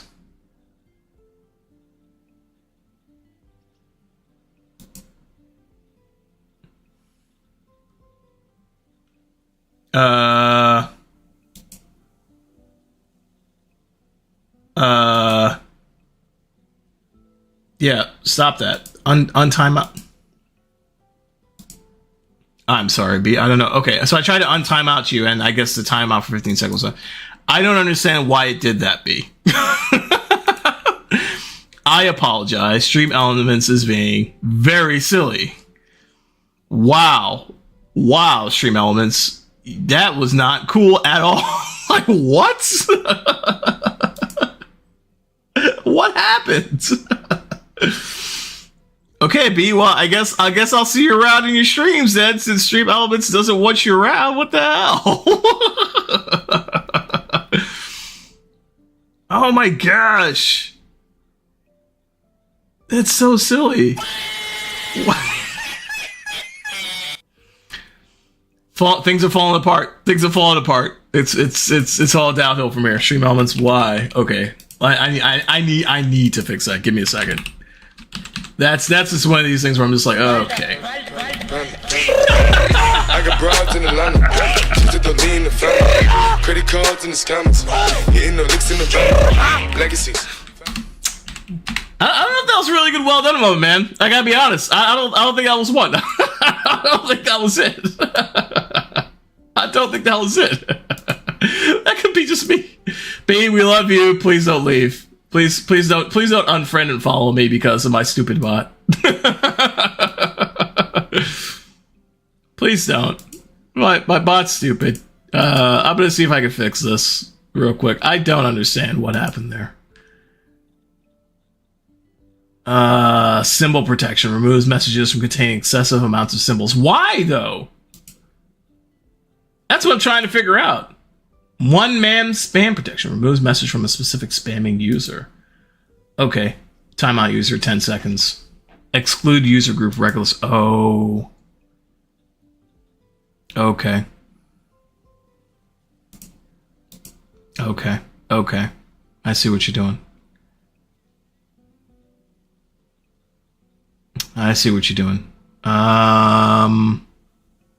Probation settings. 10 seconds. Okay.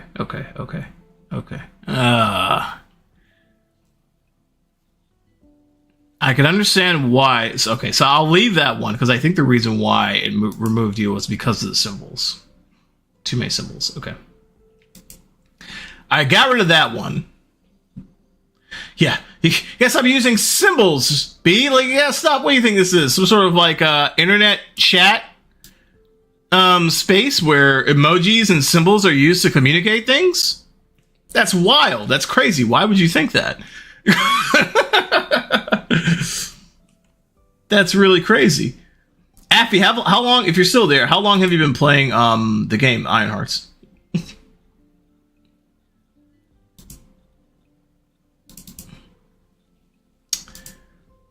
The exclamation symbols being a symbol makes me laugh. Of course.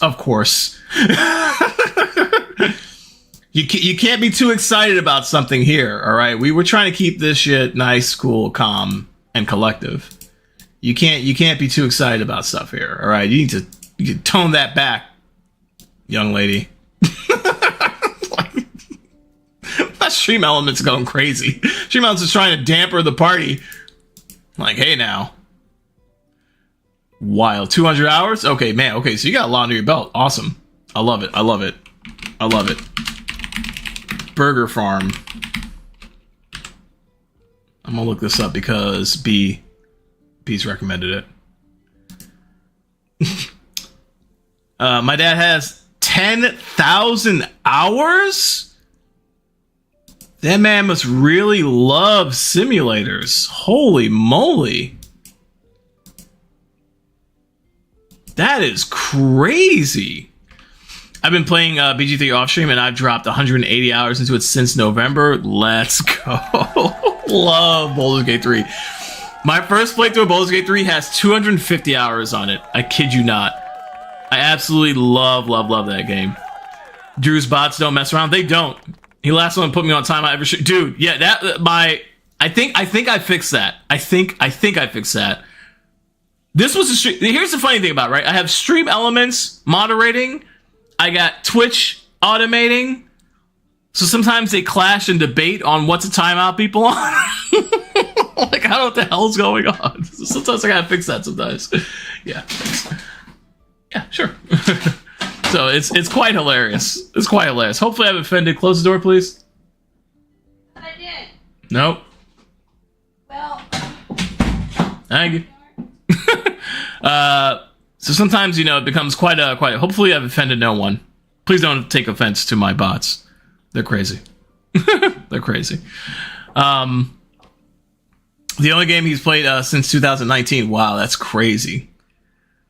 That's crazy. The most I have had in a game is 2,000 into Skyrim, 28 into GTA 5. Online, I never played the campaign. You never played the campaign? Oh, man, it's such a good game.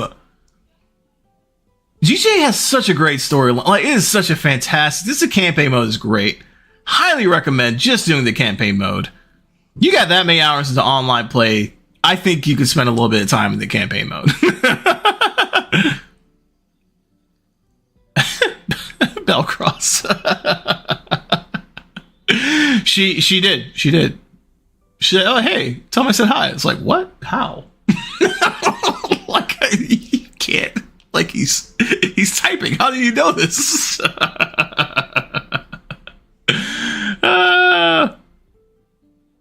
Skyrim is great. My brother plays a lot of Skyrim, or he played a lot of Skyrim before he moved on to this.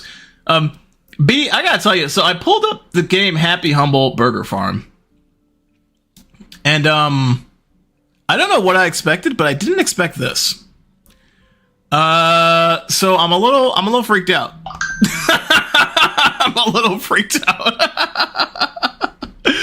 I'm a little concerned because I pulled it up thinking, oh, cool, it's a burger making game.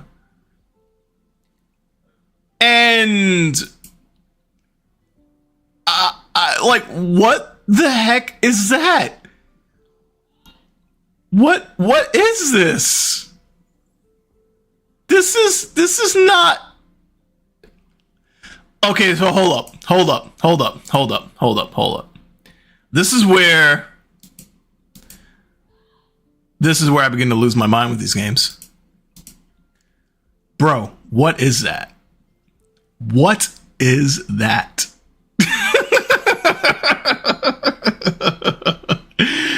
It gets crazy. This is insane.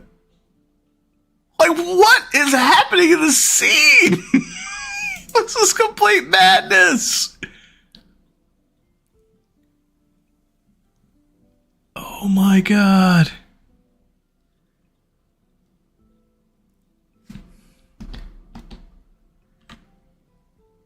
JJ and the Javas? This is madness. Absolute insane.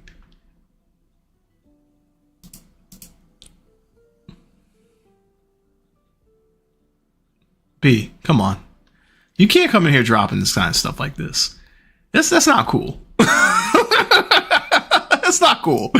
You can't come in here dropping names like, you got Affy coming in. Okay. Here's the comparison. Right? Here's the comparison, right? This is Affy's recommendation, right? Affy comes in, just hey, this is crazy. This is simulation type stuff, war and strategy, reenacting history, good and bad, taking stuff like that. Okay. Strategy, lots of DLCs, lots of content, lots of things like that. We're coming in like this is some cool realistic stuff. This is great. And then B drops a recommendation for crazy cow. Wild, live, bad, mesmerize, burger eaters. I don't even know what's happening in that game. That is wild work. Oh my gosh. It's crazy. Affy's already pieced out because he's like, I don't like horror games. Like, this is crazy. This is wild. All right, I'll scroll back up. Let me scroll back up. Shit, this is absolutely crazy. Thank you for the recommendation, B. I will put that on the calendar for October and play that when it's appropriate. B said I wasn't allowed to play GTA 5 growing up, but I grew up playing the other ones, so I never tried playing the campaign. Oh, I assume my dad didn't let me because he was concerned about something, but I fully played Martha is Dead. Yeah, I mean, wait, so you weren't allowed to play GTA 5 growing up, right? But you were allowed to play you grew up playing the other ones, the other GTAs. Okay. I'm just trying to register that. So you weren't allowed to play one GTA 5, but you were allowed to play the other ones. So you never tried playing the campaign. Okay. Yeah, I don't question parents, decisions and how they parent and all that type of permissions and stuff like that. I'm curious as to why the others are not 5. That's it. Now we expect gets even crazier. If you don't follow Peggy's rules, the cow comes for you. That's insane. We won't be doing. That game will be held for Halloween where appropriate. I played it because my wife was like, "This looks cool," and I was like, "Okay." Went in and panicked because I'm so bad at food games. You're thinking, "Oh, this is like Overcooked," and little did you know, not like Overcooked at all.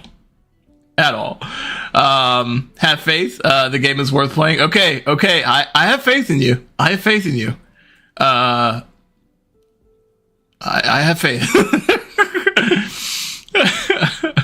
That was one of the first games where when I beat it, I felt such satisfaction. That's hilarious. I can imagine so. Yeah, I mean, after going through all that craziness, yeah.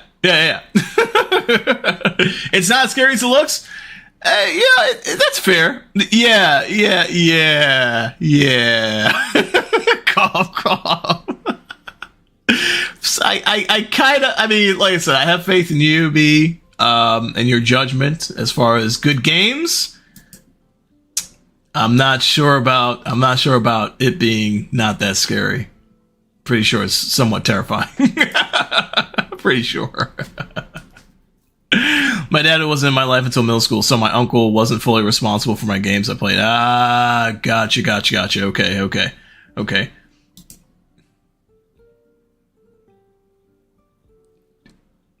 Hey, Affy, just to let you know, Twitch doesn't like you saying dot. Cut that shit out.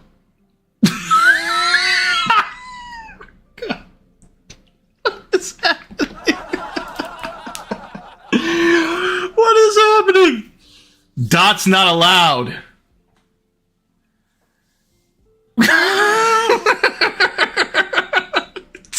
Dot's That's not allowed. It's not allowed. What? Oh, okay. I know why. It's parsing out. So if you say something.com, like in a, when you try to talk about a URL without putting up a URL, right?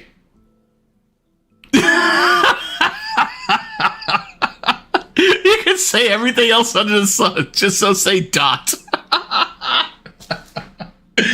Okay. That's, wow. That's so good. That's so good. That's so good. Happy's flipping tables. Happy's flipping tables. See? And because it doesn't have any context, because it's a bot, right? It is just looking at the term dot. Hilarious. Max and I remember when I was 13, my mom told me I couldn't play GTA 5 and I cried. Cried though? My son gets that all the time. He's always asked me the other day, what did he ask me to play? PUBG. He actually asked me to play PUBG. No, he did ask me to play PUBG. I said not right now. He's 11. I'm like, guy, just stay off that shit for now. I was like, play Fortnite. Be happy with that. I didn't let him play Fortnite for a while. It's only recently he got a chance to play Fortnite.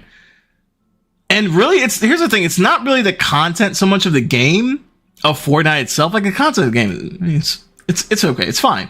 But it's the people online that are wretched and that have no respect and are just like volatile. And this is not a specific thing to like Fortnite players. It's just online in general, right? So it's only very recently that, and we have very heavy parental controls over this stuff. So this is like really sucks. Yeah, I wish I could say, now, I mean, obviously like GTA, I wouldn't let him play. Sorry, Max. 13? No. I mean, hey, listen, if you want to learn about that type of stuff, and I'm trying to be as vocally censored as I can be, what I'm saying, because he's right in the next room. If you want to learn about that type of stuff in GTA, you're gonna have to wait. You're gonna have to wait. Your community sometimes is scary. It is very creepy stuff, like very, very scary. Roblox for a while I thought, was fairly okay. Then I started hearing more and more things about Roblox, even with the parental controls enabled. And I'm like, okay, dude, like stop playing. Like we gotta stop playing Roblox. Like that's it. Like I can't, because it's fucking crazy. It is so crazy. So crazy. Get him get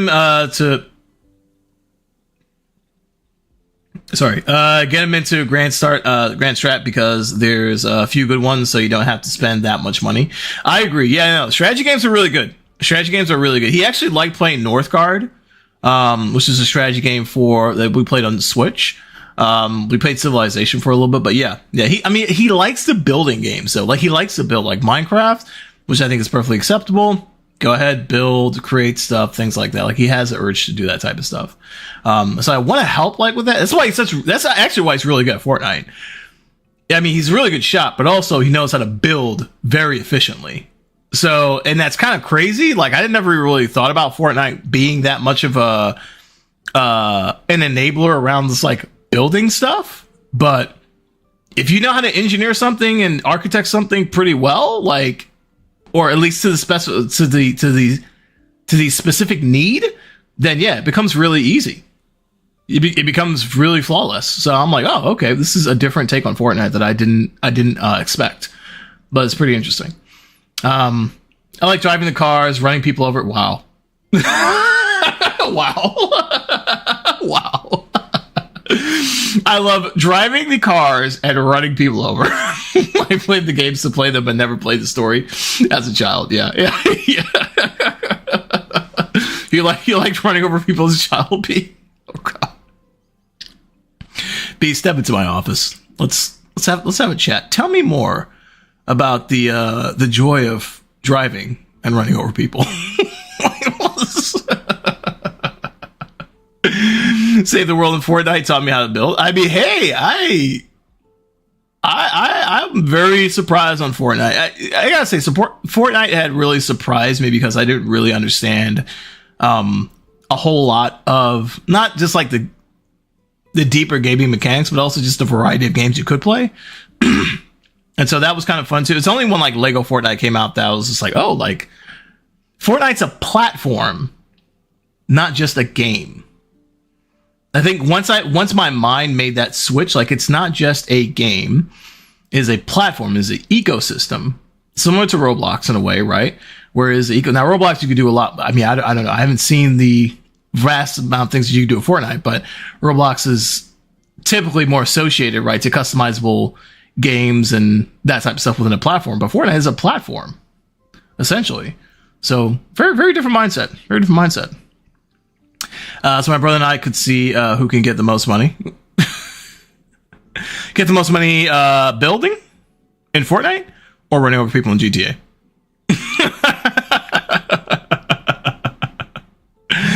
I thought it was funny seeing my uncle's reaction. For context, I played Destroy All Humans. Yeah, around the same time, and the concept of stealing cars was so fun. I mean, hey, Destroy All Humans is that's more like, I wouldn't say kid focused, but it's not as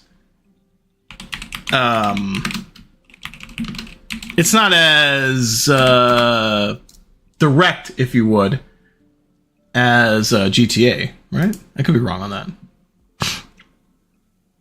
I think it's a little bit more whimsical, a little more cartoony. It still has like crazy stuff, but I think it's a little bit of a difference. Fortnite Roblox itself recently. Oh, did it? Shit, I totally missed that one. hella. Yeah, Roblox is just not a platform I trust anymore. Fortnite Roblox itself recently. Apparently, the people who are making really popular maps are making a ton of money. Really? Okay, so here's the thing, right? Like, so Max, you know, from your perspective, what you've seen as far as Roblox and Fortnite, you know, what have you seen to be sort of like the major difference? Well, what's the major? Sorry, that's a very broad question. When it comes to things like community, do you notice a difference in like the Fortnite community and the Roblox community? GTA was really poor in graphics, but why I was allowed to play was beyond me. That's beyond me as well. I mean, I'm really trying to dive into that mentally. I don't know. That's a tough one. That's a tough one. Not Affy with all caps. God damn. I was about to say Pat. Not is same color name. Affy. All caps. That's intense, bro.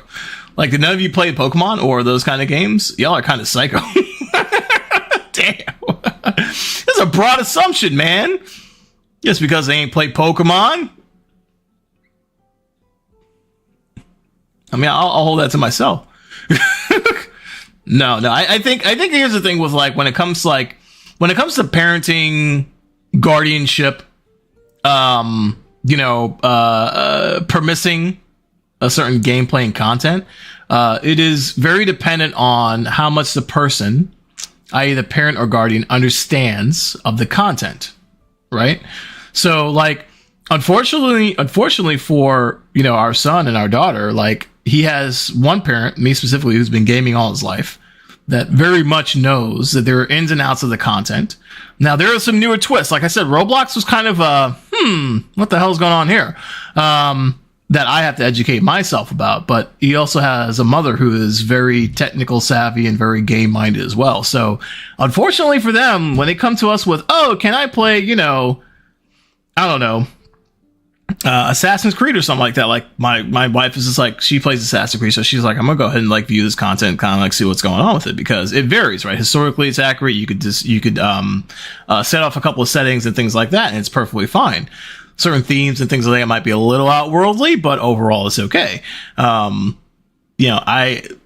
Kombat, probably not. You know, I think it just depends on the sensibilities of the parent. You know, if the parents are wanting to, you know, are okay with the content, they're okay with it. But some just don't know. Some just don't know. And that's the sad part about it. It's like, if you know and you have certain guardrails and you have certain setup and content mindset, then cool. If you don't know and you just kind of get sideswiped by, you know, the world and technology and the way games are created, and the content that they have, then that's kind of the sadder part about it. Max and Fortnite has a really set in mechanics. Roblox gives a lot more freedom with what you can make your character do. Okay, I don't spend a lot of time on Roblox. I don't play the Robloxy style Fortnite games, so I'm not sure about the community. Okay, gotcha. Facts. No, it's cool. Yeah, I mean, I same here, Max. Like, when it comes to Fortnite, it was funny. It's like I will dabble in like the Lego Fortnite because that's a really fun thing that I realize it's kind of cool. But other stuff I don't really get into. And the things that I've tried have just been like a little buggy and weird, and the mechanics are, here, steal his car, bring it back to the garage, and the car always disappears. It's very strange. Very strange. Pokemon Platinum, there you go. Pokemon Red is better. We're gonna have a Pokemon debate, guys. Come on. I think my uncle knew, he just didn't care. That's the other sad part about it too. We also had all the game consoles growing up. So Halo, I treated as house or more intricate dolls with my brother, where we play one-on-one maps and would drive around the alien cars and see each other's houses. That's, that's an interesting thing as well. That's an interesting thing as well, because I see the younger and younger the kids are. I see like our son and daughter there, like my daughter, she started playing, we got her a Barbie game for the Switch. And she started like playing that and playing a Bluey game on the Switch. And I see there's more of a shared spaces and shared experience aspect of the games, right? So it's more like, hey, I'm going to not only play a co-op with my brother or with my sibling, right? I am also going to play in the same space as them, and that's sort of their way of bonding. This is both cool to see and a little sad, if I'm being honest, because I would rather they play physically together as brother and sister. But I can understand the closeness and proximity and like bouncing off of each other's game, right? Like my son will kind of like comment on what my daughter's playing. My daughter will do the same. And they'll both bounce around back and forth on the couch, and super cute and stuff like that. But there's a little bit of balance that's kind of missing there. I think it's a little more self-reflection on myself as a parent. But I could definitely see where in a setting where you guys have you have the options available to be able to go in and play that way. I think it's really cool. And that's something that I continue to keep eyes on with those two and see like, hey, are they going to be in this world of sort of like co-op fun play? Are they going to utilize the games differently? Are they going to understand the content in a different light than we're originally seeing as grown-ups, right? Very cool. I appreciate you sharing that with us. This is great. It's great. Weird though, my family has taken talking about this on Christmas dinner. They were saying terrible, weird, culty stuff was happening on Roblox. Yeah. I mean, they got some awkward stuff happening there that I don't. Every time I talk to my son about this type of stuff, I always tell him like, look, people are weird. I always tell him, like, I tell him about Roblox. I'm like, hey, dude, no more Roblox. And he's like, why? I don't understand. I'm like, because people are weird. He's like, what do you mean? He's like, and I'm like, hey, look, there are people in these communities and these services on these spaces that want to do you harm, and will find ways to do it, right? They will find a way to talk to you as if they're another kid. They will find a way to bond with you, and it's very easy, right? Look, right? This is a perfect example right here, right? I am not a perfect human. Right, I will tell my son that thing, and I will come here and I will talk to people outside of like, right, Max and a couple of other folks on here that I have physically met. But I am just assuming, right, that everyone here is cool. That's an assumption, right? I may have seen your face maybe once or twice in a stream, possibly. I may have never seen your face before. Right? Either way, you could have just sent me a picture that's not even you. So very true and real reality here, right? In how we interact with the online how we do this thing, right? And so you have to put a lot of trust out there. And that's one of the things that we have to be careful. Tom, you have to be careful with, because you're putting a lot of trust into this bot person being whatever the case might be on the other side. And as a kid, you have to build those skills. You don't have them right out of the gate, so we just work on parental controls and ease them into that, as opposed to letting them go out there. It's kind of wild. It's kind of wild. They have a bathroom map for Roblox that everyone can go in to, and it's bad. Oh my god. Oh, ads. Dang it. Okay. We'll hold off.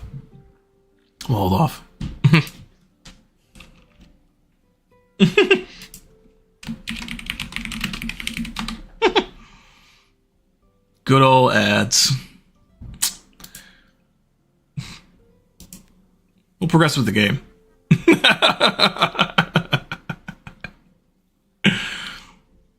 Obviously, amongst people, to put it mildly. Just, man, listen, we need to build a new discounting. Build a little less. What?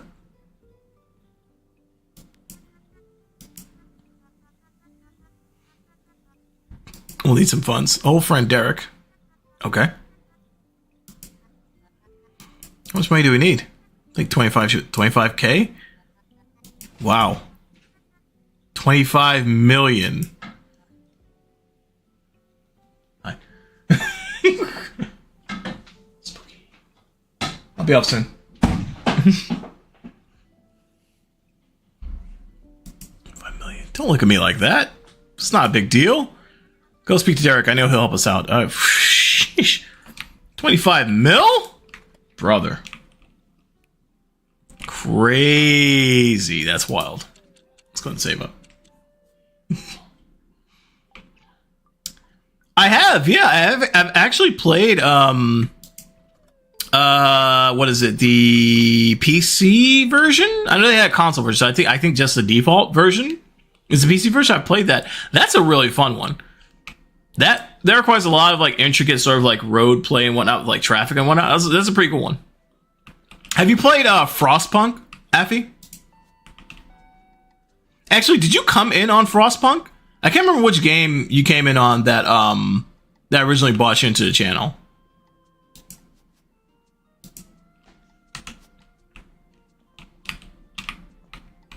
Because that one time I was playing Frostpunk 2. I played Frostpunk 1 for a while.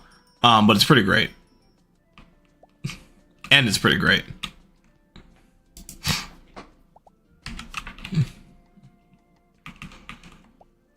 We might be back from ads, potentially. But there's also a game that my dad has at least 10,000 hours on. W family, man. I love that. I love that. I love the fact that you guys really kind of get into the strategy, the RTS stuff, the city building. Like, it's pretty great. One more game, but I haven't played that game. You haven't played Frostpunk? Dude, Frostpunk is legit. We are so back. Thank you so much, Matt. Appreciate it. Frostpunk is pretty great. It's a great city building game that you have to take into consideration like weather factors, because you basically start in this post-apocalyptic world where everything is frozen over, and so you are having to build a city and eventually cities with that in mind. Very, very cool. Very cool. B, what chess game? Oh wait, you love my Uncle's chess game? Which one? Was it Battle Chess? Tell me it was Battle Chess. My uncle played Battle Chess. And that was like the best fucking game in the world. Like that was just like that one, and then we also got Tank Platoon. That was this game where it was just like you drove around and it was one of those tank simulator games where it was just like, so I mean I'm 41, so my growing up gaming was different, I think, for most people here, or some people here. So we had like the floppy disk type stuff, right? If you know what a floppy disk is, just go look it up. Go look it up. All right. It was a thing. It happened. You know, it was computing and technology grows. So we had this tank platoon game that simulated real life tanks and had all the controls and everything. It's kind of like a flight simulator for tanks. It was great. I think it was called Platoon. I think was the name of the game. Now that I'm thinking about it. Great game. Had a lot of fun playing it. My uncle also had RoboCop. It was a side-scrolling 2D game. It was hilarious. That was a fun one. Sorry, just locking in real quick while we do the checkout. And then we also had Double Dragon. That was a fun, nice side-scroll action deal. That was peak gaming. And yeah, Battle Chess, which was... Oops. Battle Chess was a game where the pieces would come... It's kind of like Harry Potter's chess game, where the pieces come to life and they attack. Fucking wild. So good. It was so good. It had a moon and a sun in the logo. It made me really like chess. Oh, see, that's nice. That's pretty cool. That is really cool. That's pretty peak. Metroid, Metal Arms on GameCube, Animal Crossing. Let's go. Love Animal Crossing. Harvest Moon is dope. Yeah. Those are really good games. Really good games. Guys. Yo, hold on a sec. Hold on a sec. Wait, I just came across something. Give me a sec. Is this for real?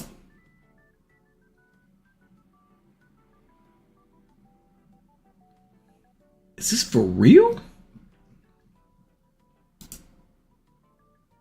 Can I play Battle Chess online? No way. No way.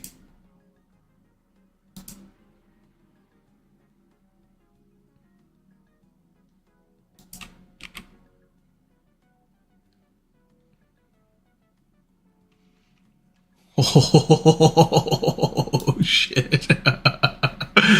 Hold on a second. Wait a minute. Wait a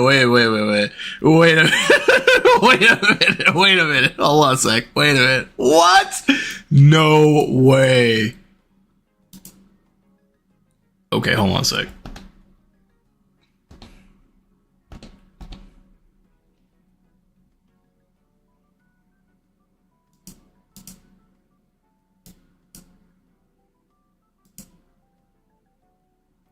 Guys.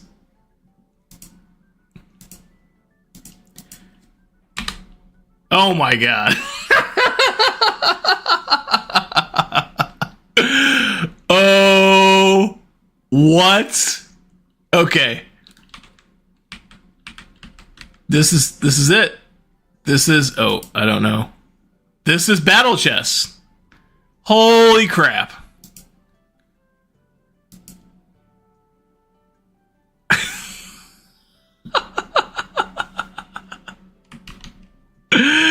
Yo, that is crazy. Are y'all able to hear this? Let me make sure the audio is coming through.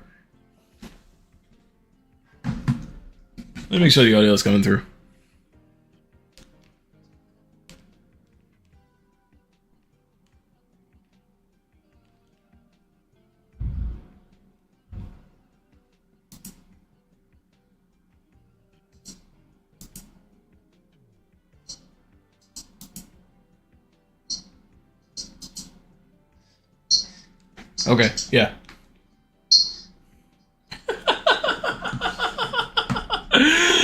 Okay, awesome. Did you ever play the movies? No, I haven't played the movies. What is that? It's been a long time since I've played chess, y'all, so I'm doing some fucking rookie maneuvers here.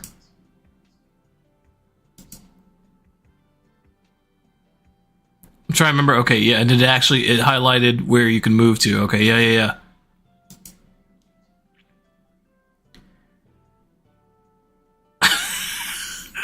The pieces would move out of the way. Holy crap. The computer's thinking. That's the computer's thinking icon. This is gaming back in the days, y'all. This was what I grew up playing. This is some real deal fucking chess, right? This is crazy. I gotta get into chess mode. Hell, it's been a while. Okay, so you could move over here, so you could take this guy. So I gotta figure out a way I can take. I think I can move. No, I can't move back. Pawn's gotta move forward. 1 or 2. My bishop can't take that. So I'm gonna have to move. Can you play multiplayer? I don't think so, man. I mean, this was before. I'm not gonna say this was before internet, but this was pretty early internet days. I don't know. I'll be honest. I doubt it, but I don't know. That was my favorite. It's where you can make movies with people like The Sims and then watch the movie you direct and put it together. Get out of here. Oh man. I love that. I love that. No, I don't think I've never played that. That sounds kind of badass though, honestly. This would be a sick multi. This would be crazy. We haven't gotten any attacks yet. Y'all see the bloodshed soon. Oh, I assumed his knight was going to take my pawn. Not the case? Oh, but he's setting up to kick my ass pretty nicely, though. I can move up my pawn. So we could take the knight. And he's probably going to take either... Well, if he goes in front of the queen, he's getting his ass whooped. So let's see what he does.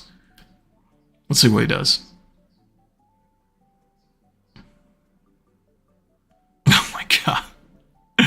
The nostalgia is killing me here. This is crazy. Yeah, but some dude could remake this. Check Steam if it's on there. That's a great idea. Hold on a sec. That's a great idea. W thinking right there. Let me see.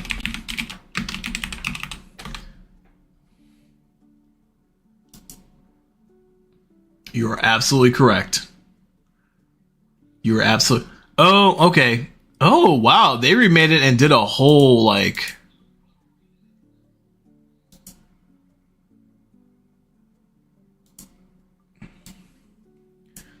Yeah, so they redid it, but they did like a higher end graphic version of it.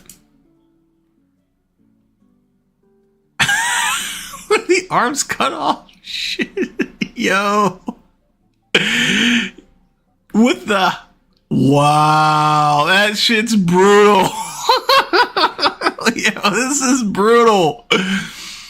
And the rook turns into a golem? Oh my gosh, I love this game. That's hilarious. I know, right? No arms, one leg. The queen was always crazy. The queen was always, evaporated. That totally makes sense. Oh my gosh, yo. The slow turn with the golem. Wow. What is happening? The king. Terrible. This is great. This is great. It is shared split screen PvP. So no, single player. Remote play together?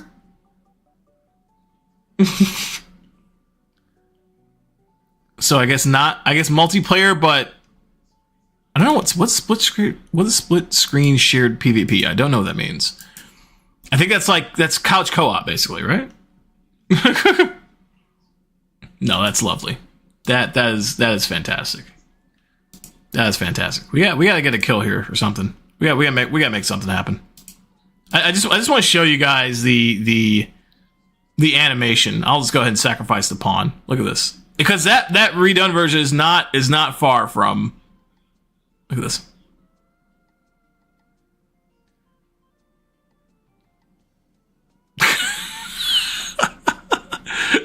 Through that, boom, dead.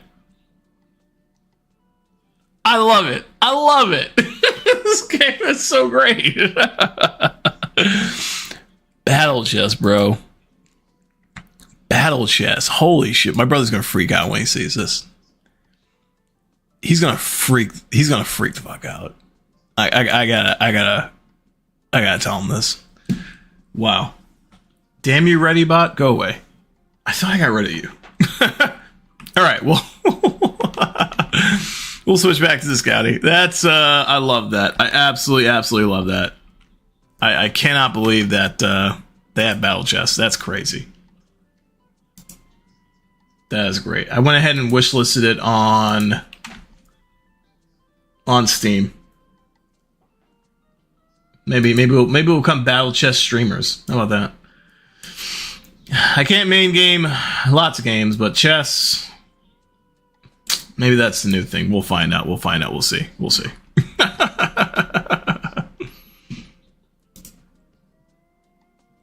Let's see. I think we've had enough of Drake.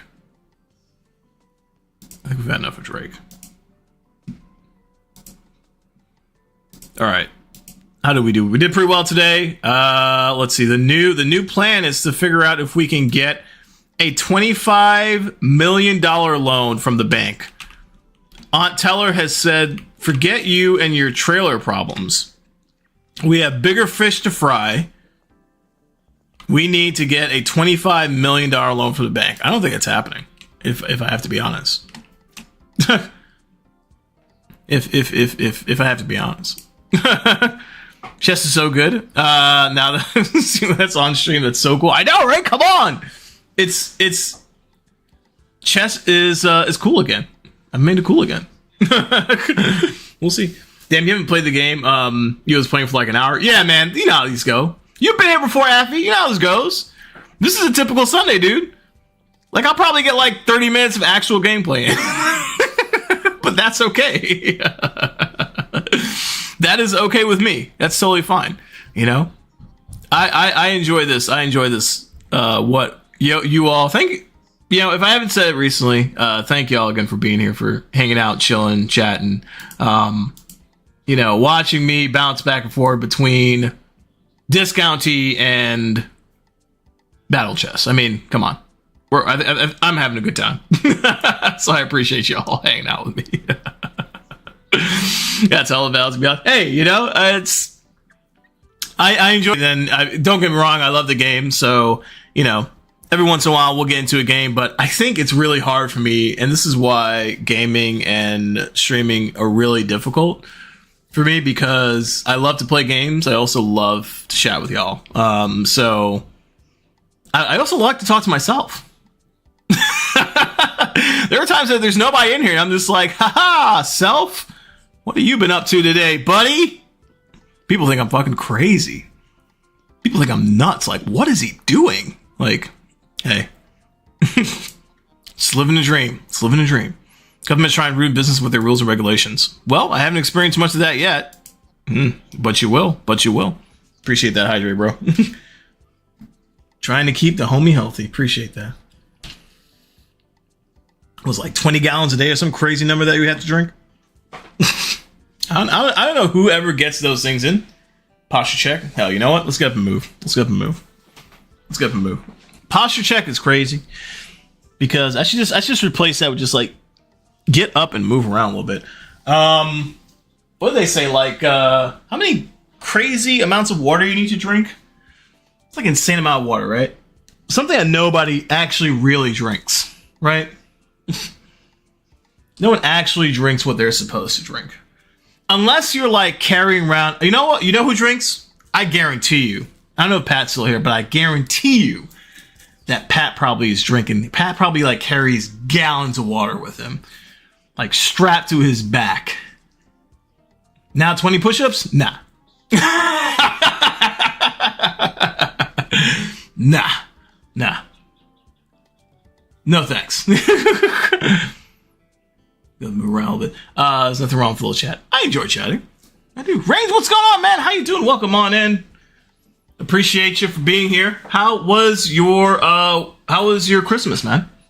Did you get everything you asked for, wished for, hoped for, and dreamed for? Mini water bottles around the ankles. Hell yeah. Right? You just walking with it. You tried? Ah, it's fair. One of these days I'll put a redeem on there, a little workout redeem. You know? Maybe we'll put it on something like that where it's just like I get to choose the workout.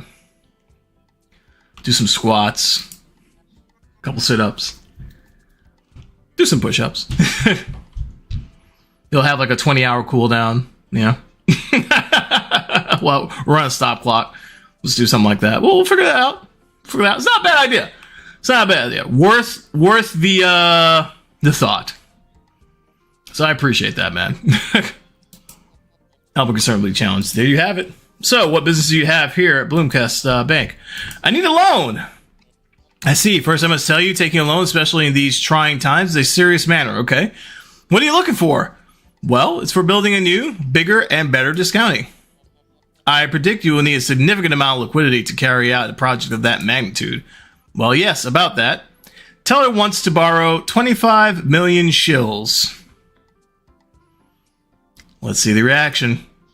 Look at the sweat's coming off my character. Imagine you just straight get laughed at in your face when you ask somebody for money like that. Like, just complete laughter. Like, that is hilarious. No, my apologies. I know Teller is a smart woman. The bank will help you. But what? If you want this loan, you need to prove to Bloomcast that you are a real supermarket. A real supermarket? What does that even mean? Let me put it to you like this way. Go and get the loan if you can prove that Discounty is known as a real supermarket. What items do I need to carry? Operates as a real supermarket and is profitable as a real supermarket. That sounds a lot like quite vague requirements. Yeah, it does. I'll elaborate on each of them whenever you have the time. Yes. Let's go with profitable. Okay, I have to make a profit, right? That makes sense. She's mean for real. Teller is a beast, man. Aunt Teller is a mafia queen, man. I'm telling you. She's like, go get the 25 million. Get it from the bank. I know a friend there, Derek. He can help us out. Go get it. I just did like a weird Trump mafia Italian impersonation. That was pretty awkward. Pretty fucking weird. But Aunt Teller, she is really about that life. She is really, really about that life. To get a loan, you need to demonstrate a capability to save up funds on your own. Normally, Bloomcast demands 5% down on payment on all loans. But I know you, so we can do, say, 8,000 shills. 8,000, that's it? Easy. Well, that's a lot more manageable than 5%. Yes. Okay. Known as a real supermarket, you need to demonstrate to us in Bloomcast Bank there's a market for this expansion. Okay, we expect proper advertisement that goes beyond just a few colorless posters I've seen around town. What are you looking for exactly? Why don't you start hanging at least 5 posters up around town, or at least 5 colorless posters? Well, that should be doable. We also want to see stability in the customer service you're providing with your clients. Okay, I believe this county employs the CAR standard, right? Indeed. We'd like to see you demonstrate a continuous CAR rating of above 50%. These aren't very hard things to hit. Hang some posters and above 50%? For a $25 million loan and $8,000 on hand?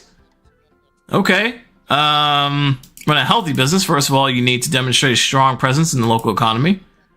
Been made aware that you've connected superficially with vendors around town. If you can demonstrate a higher level of engagement with our 4 local vendors, okay, add credibility to a respected part of the local trade. Upgrade my trade deals with each vendor to tier 2. 4? I think I only have 3 local vendors though.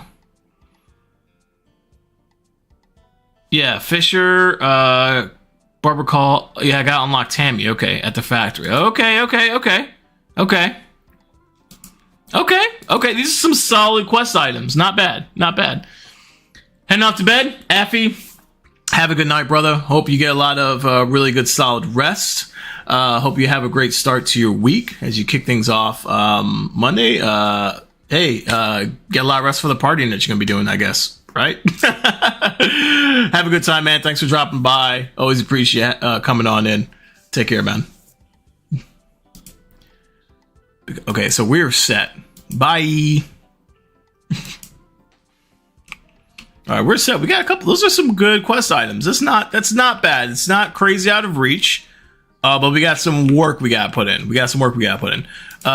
So as part of this, then, we need to be profitable. Oh, at first, let's go back and restock the store, because I think I went automatically to these quest things. It is Saturday evening, so let's make sure everything is stocked up pretty well. I haven't quite noticed if the day matters so much. Like, if so, on the weekends I get more people coming in. But, you know, let's just make sure we're all set for tomorrow. Okay, make sure we have milk out by the cow. Make sure we have fish sticks in the cooler, right? And then we'll see if what else we need to do. And then, so we also, not only do we need to be profitable, but we also need to make sure we have a good trade deals with our vendors. So I think with the two upgrades, that we had, we get more. So what I need to do is get the upgrades where I can carry more of their stock. Because before that was kind of really bad where I kept running out of things. So this is our store. This is our little location. I got to work on getting our flooring and walls for the new expansion kind of set up, right? I don't think I've gotten to that part of the storyline yet where I'm actually able to do that. I have to go and check the paint area. So I got to go check that out, see what that looks like. The storage room is kind of wacky right now, but it's functional. You know, it's doing okay. We got things on floors and whatnot. Surprisingly, I'm surprised the health code folks haven't come by and shut us down yet. Yes! Happy humble. Yep. Really. Really, so a little bit tying to the crazy cow. A little bit of madness. A little bit of madness for our discount store.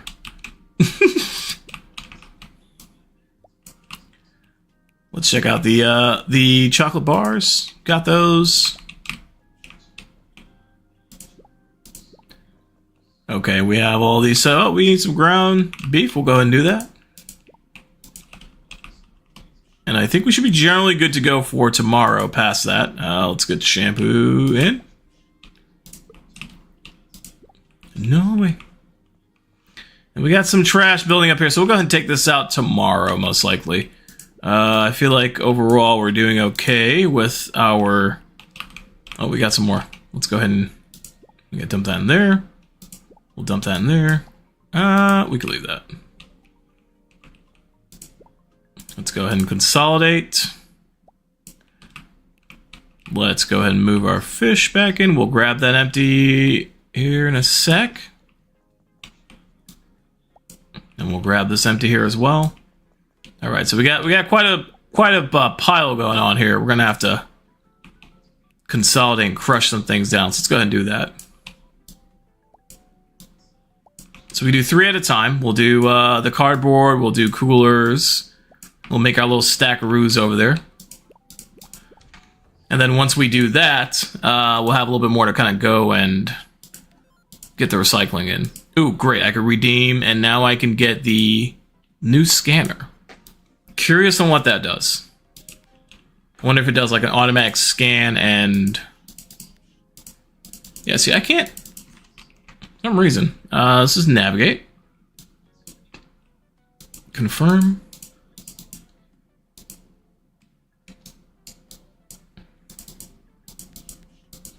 Yeah, I don't think I've gotten to that point yet where I can actually do some customization, some true customization. We'll see. We'll see. Perfect, perfect. Got a little stacky there, All right. Dump those in. We'll make another stack there. Move the fish over so I can actually get to it. Otherwise, that's going to be useless. Wonderful. And it's late, but I think we can actually go do the recycling now. Clean that up. Let's go for it. I think we could stop. I don't think we need to go through go during operating hours. I think we could just go whenever we're ready to. Let's go do that. I'm super pumped tonight, y'all. Tonight we are doing one of my favorite holiday traditions. So go have a nice Indian dinner, and then to go check out Christmas lights in this neighborhood that is close by. You're what up? Rats! All the rats! It's gonna be a problem. It's gonna be a problem. It is such a good time. Like, we have such a good time with it. The place that we go to gives us all you can drink chai. And it's like bottomless chai, right? So I've made this game. I had a coworker from a couple years back. She mentioned, she was like, hey, whenever, because they go to the same place, they're like, hey, whenever we go, I try to get to the bottom of the cup. But it's almost impossible to do because they come by and they refill your chai. And I hadn't realized it until I went and tried it myself. And I was like, wow, they really don't let up on the chai. Like, your cup is always full with chai. And so since that day, I've made it just a game out of it, just trying to get to the bottom of my teacup. And then on the other side of it is, we've also gotten chai to go. And so we'll take that with us while we go out and go visit. Rats are all over the place, guys. Yeah. Absolutely. Absolutely. And so we take chai to go. We go walk around this little neighborhood. It's actually a pretty big neighborhood, but we walk around this neighborhood and we go have a good time. And we just check out all the lights and stuff. Like, it's so cool. It's a lot of fun. It's a lot of fun. Oh dear. Oh no. Elmer, what's up? You seem upset, friend. Huh? Oh, hi there, Drew. Well, I found myself in a bit of a pickle. A bit of a pickle, he says. See that there? Yeah. A nest. How cute. Not cute. Yes, but no. Be concerned about the place it chose, okay? Surely you don't rely on a fireplace to keep your house warm, right? Well, oh dear. Is moving the next possible? That's my plan until what? It's a stork nest. Storks are protected species of the region. No, it's illegal to interfere with it. Damn. And then the rep from the Department of Local Wildlife Preservation showed up. Ooh, they asked me to keep an eye on it, on the nest, to make sure nobody interferes. So you cannot heat your home until the stork leaves? You can't allow them to step on you like that. The governing becomes the governed. How ironic. I'm aware it could be seen as ironic, yes. In case you see how unfair this legislation is. You need your chimney to heat your home. But the stork can surely find a different chimney to nest on. Local wild preservation regulation dictates the nest must be protected. Brother. I don't know how to help you, man. You seem kind of stuck on the fact that it needs to be protected. Can I just move it? Can I help this guy out? He's stuck. Oh well. At least he cares about wildlife. That's true. That's true. Yeah, he's trying to take that into consideration, and that's totally fair. How do we help him out? What can we do? We can help the stork find a different place. We don't have to move the nest. We don't have to disturb the nest in order to do that. We just have to see if we can find a way to attract the stork somewhere else, right? That's it. We don't have to be crazy about this in any kind of way. Let's not tell Aunt Teller, because she might have some crazy way of just like shooting it down with a pellet gun or some craziness like that. Because she's a straight up G, and she's kind of crazy. So we won't tell Teller about that one. We'll just keep that one to ourselves. Oh, it's Sunday. What am I doing? Oh man. Okay, cool. Shoot, totally forgot. On Sundays, stores close, so we get to just roam around and do the things that we want to do. Let's go talk to Elmer and see if we can't discuss the the little vermin situation. And also, okay. Nope, that's not where I want to go. Also want to see if we can print flyers and kind of get those things posted up tomorrow. Let's see. I forgot it takes a little while to do that. All good. Elmer, help me out, brother. What's going on? Let me tell you about these rats that we're seeing. Not cats. We need cats. We need cats. This may have to wait a little bit. Fine.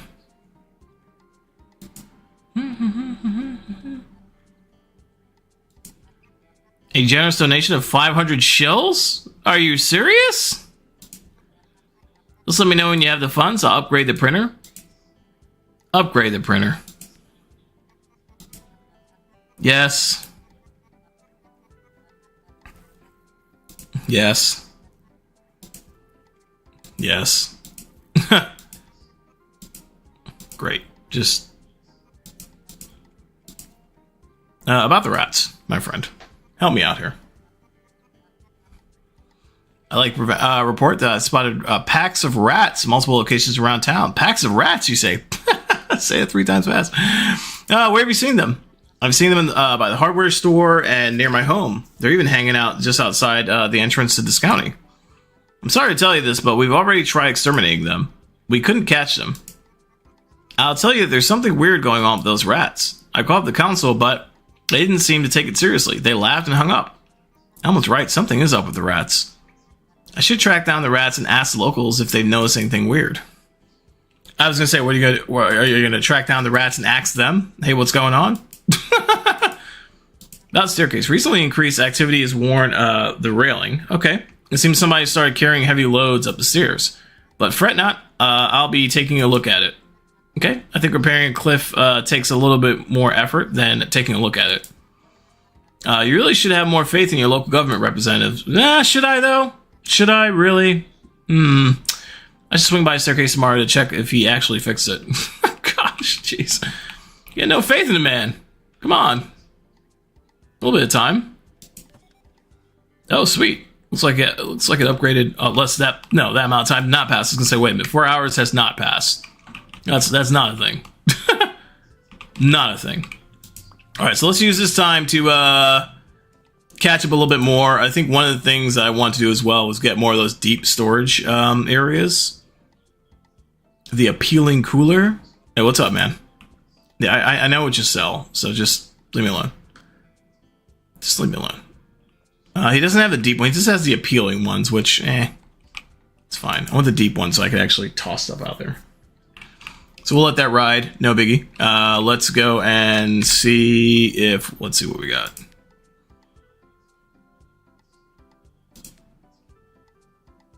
Find someone who makes deliveries to the factories. Gain access to a ragged forest. This might take a while.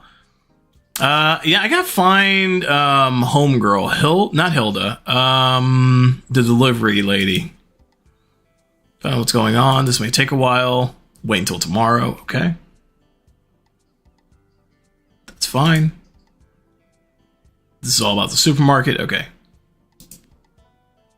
And I gotta upgrade. So in order to do that, hey yo, Big H, what's happening, homie? How you doing, man?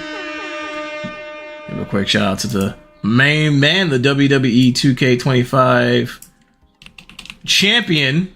I wish they you know what, they should have a streamer award for eFeds.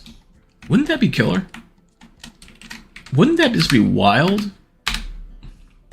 Y'all go check out Big H. This is a fantastic show. If you're a fan of the WWE 2K25 world, in your mouth like a fireworks finale.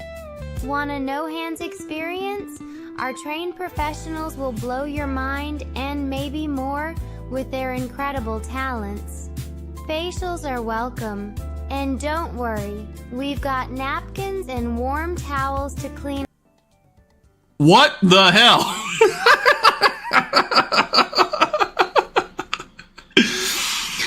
That was not... Okay, so context. Big H is a fantastic WWE 2K25 show that runs a fantastic eFed.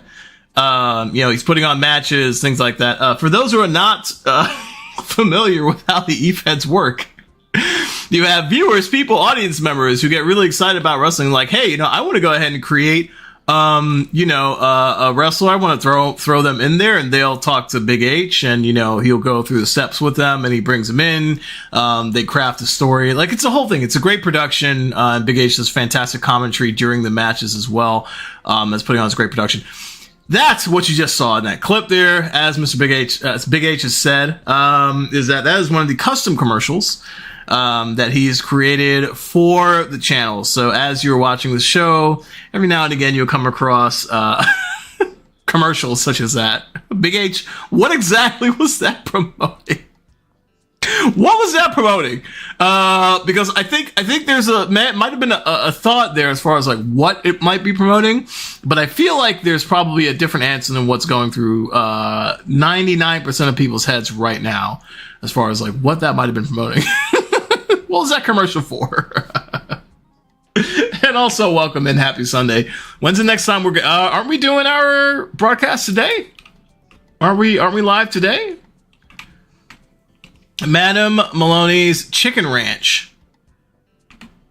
Hey, Big H, I think you might want to adjust the commercial a little bit. I didn't see any chickens in that commercial. I'm just putting it out there. Just a suggestion, not a critique.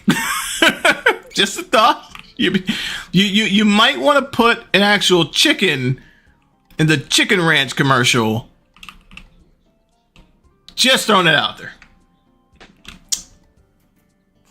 In a few hours, well, awesome. The women are the chicken. See, okay, all right, okay. See, I damn it, damn it.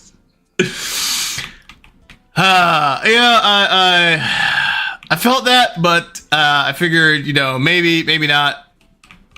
Okay, so wow. So it's more like a bunny ranch. Oh, here's where we buy paint stuff. Let's go and do that. I'll take it. It's less of a chicken ranch, more of a bunny ranch.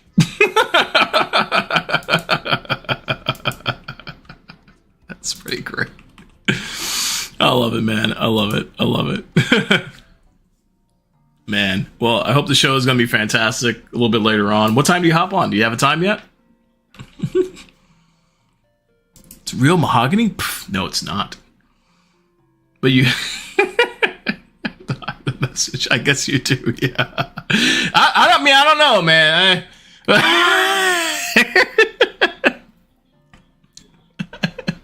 You really hide the message. Dude, I fear for when, the moderation bots can get smart enough to, review video and understand context and innuendo. I mean, I feel like it's probably still fine, right? At least it should be, but you never know with these moderation engines, man. She gets crazy. Trying to go live at 7 p.m. Eastern? All right. Just like the Pleasure Crunch Bar. What? Is that a real thing? Or is that another custom commercial? Dude, I haven't seen that one. If it is, I have not seen that one at all. I think I remember hearing the chicken one, but I don't remember. That's oh my god. Okay, all right. If this is not a great advertisement for the stream later on, then I don't know what is. This has got to be the best. Y'all, if y'all want to go find out all the other cool custom commercials that Big H puts on, go check them out. 7 p.m. Eastern today. Be a good damn time. Rascal's Plumbing, that one I know about. Then you have the barbecue place, which is hilarious. I remember how do you feel those are going? I remember when you first started doing those, you were kind of like, it seems kind of like a cool thing. You weren't too sure about it, If your man ain't right, we clean his pipes. Oh my god. That is so good. Does the AI come up with the slogans, or do you just like come up with the slogan and that's what you feed into the AI, and then the AI goes freaking crazy? I'm curious on what the creative process looks like when it comes to using the AI stuff. I know you mentioned the tools that you've used, but like, what's the process? Do you like, hey, cool, I want to come up with this plumbing service that, you know, here's the slogan, boom. You come up with a slogan, fucking hey. That's fantastic, dude. That is fantastic. That is fantastic. I love it. I love it. Leave then. Oh my god. Yeah. Yes. One second.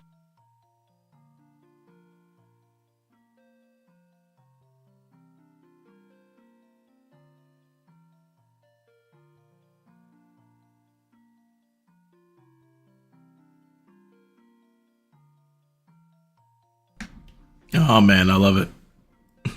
I love it. Get out of here, lady. She's all about that mahogany life. Let's go. Let's go. Since more bad energy has entered the shop. Oh, what can I help you not buy then? Maybe customers just prefer antiques? Do you have anything made of mahogany? You tell me nobody wants to buy my crystals anymore? That's for sure. But what about selling more antiques? Something with higher demand. I already told Elmer, curse that place. Wow. That's... I mean, look. What do you got here?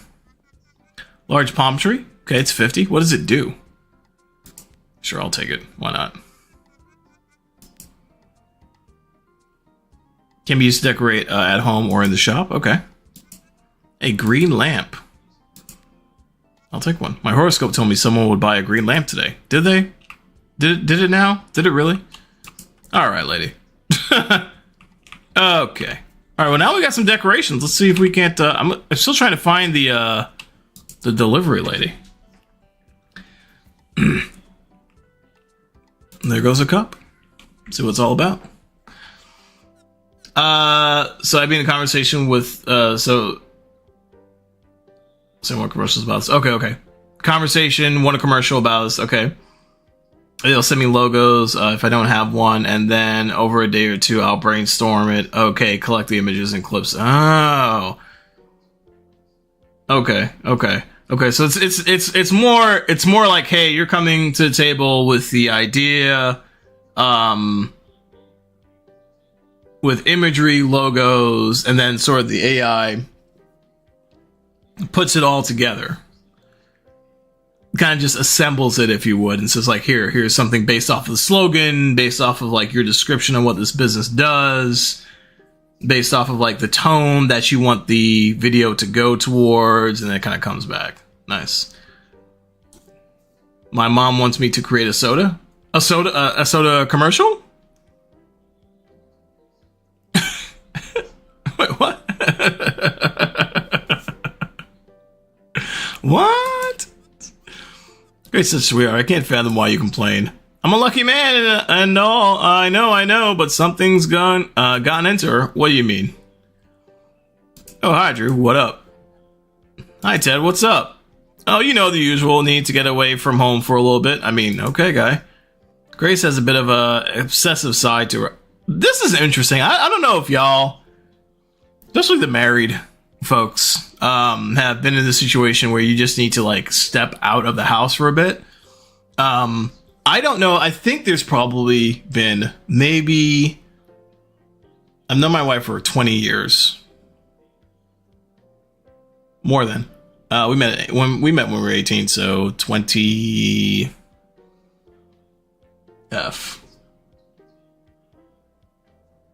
3 years? 22 years? And I could count on my hands the amount of time that I've gotten into that mental space where I need to leave the house. Leave the room, argument, debates, whatever the case might be, absolutely happens. That's not irregular at all. It's not all the time, but it's not something that's like, oh, no, I never did that. You're going to have that. Let's be real. We're all adults here. But like leaving the house and like having to like get away from the person, I think that's something that's interesting, right? And then I hear about like people just like, oh yeah, I just gotta get out of the house because my wife is being a pain in the ass. And it's like, well, I mean, do you need to leave the house? Is it really that bad? Can you go to a different space in the house, maybe? Or like, why are we away from the home? Now, I'm not, if that's the way they deal with their anger, then I think that's one thing. If you're trying to find ways to distract yourself from the situation, which is, in my experience, generally what it is, like there is a problem. There's a problem. You haven't addressed it, and you're trying to find something to distract you from it. That's where I think it gets a little spotty. That might be a little bit too deep for this conversation. Maybe he's fine. Going on about that fence. Well, say, okay, well, there you go. Here's the problem. Fix the fence. Frankly, I gave up a long time ago. Those people cared too much about their darn side of the road. Oh, I see. Okay, well, then you gotta fix the problem. You gotta jump in there. You gotta do the damn thing, man. Grace seems to think it's worth fighting for. Grace is, I do love her dearly, but she's become entirely obsessive with this fence. Fix the fence issue. I say let her obsess. She's dealing with a lot of stuff. You should let her, Ted. But this is also my thing. Yeah. Not the Graces, yeah. Oh, Grace. Also dealing with the same things, Okay, fair. Oh, schnit app. All the icons. All the icons. All the things. All the things happening. Stuff blowing up. It's wild. It's crazy.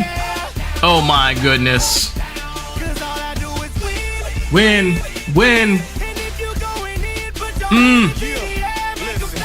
Luda. Hey, what is happening, Brenda? How you doing? Welcome on in. How was everything? Thank you so much for the raid, for coming through. Ronnie Rampage, welcome on in. Appreciate you saying hello, stopping on by. How was everything, Brenda? How was your stream? What were you getting into today? If y'all don't know Brenda, go check her out when you have the absolute chance to, which should be right now. Go drop the follow. She was doing a fantastic, little Pokemon TCG stream. Absolutely love it. Absolutely love it. Yes! Is it a Mankey? Wait, what? What's going on? What? That was a... Wait. What? Oh my god, guys, I'm so happy. What is this? What game is this? What was that? Oh, man. Absolutely love it. Absolutely love it. Absolutely love it. That was wild. Yeah, go check out Brenda's fantastic content creator. Does some really cool things. Plays some Pokemon. Plays Palia. Just kind of really runs the gamut when it comes to really cool, fun community building type stuff. Plays a lot of Nikki, Infinity Nikki. There's the Jam, Disney Dreamlight Valley as well. Fantastic person. Met her at TwitchCon face to face for the first time. It was such a fantastic time. Got to hang out with her and other peeps from the flight team. So it was a really good time. Really good time. Kate Dennison, what's going on? How you doing? Welcome on in. Welcome on in. Performing blood fusion? I don't think so. I believe you're just rolling in. Oh, Discounty? Oh, you met the developers. Woo! Wow. Live in the same city. Really, Ronnie? I tell you, I love this game. This game is pretty great. We're having a fantastic time. We've been playing for the past couple of Sundays, and it's a really cool vibe. I believe Aunt Teller is a Mafia boss queen, and she will lead us to no good. She is a demon. So there you go. That's my take. Take it or leave it. Building some Pokemon Mega Blocks and open my Christmas cards. Ooh, what are we getting our Christmas cards? What's happening there? That was old school. That was some old school Pokemon. Whoa, boy.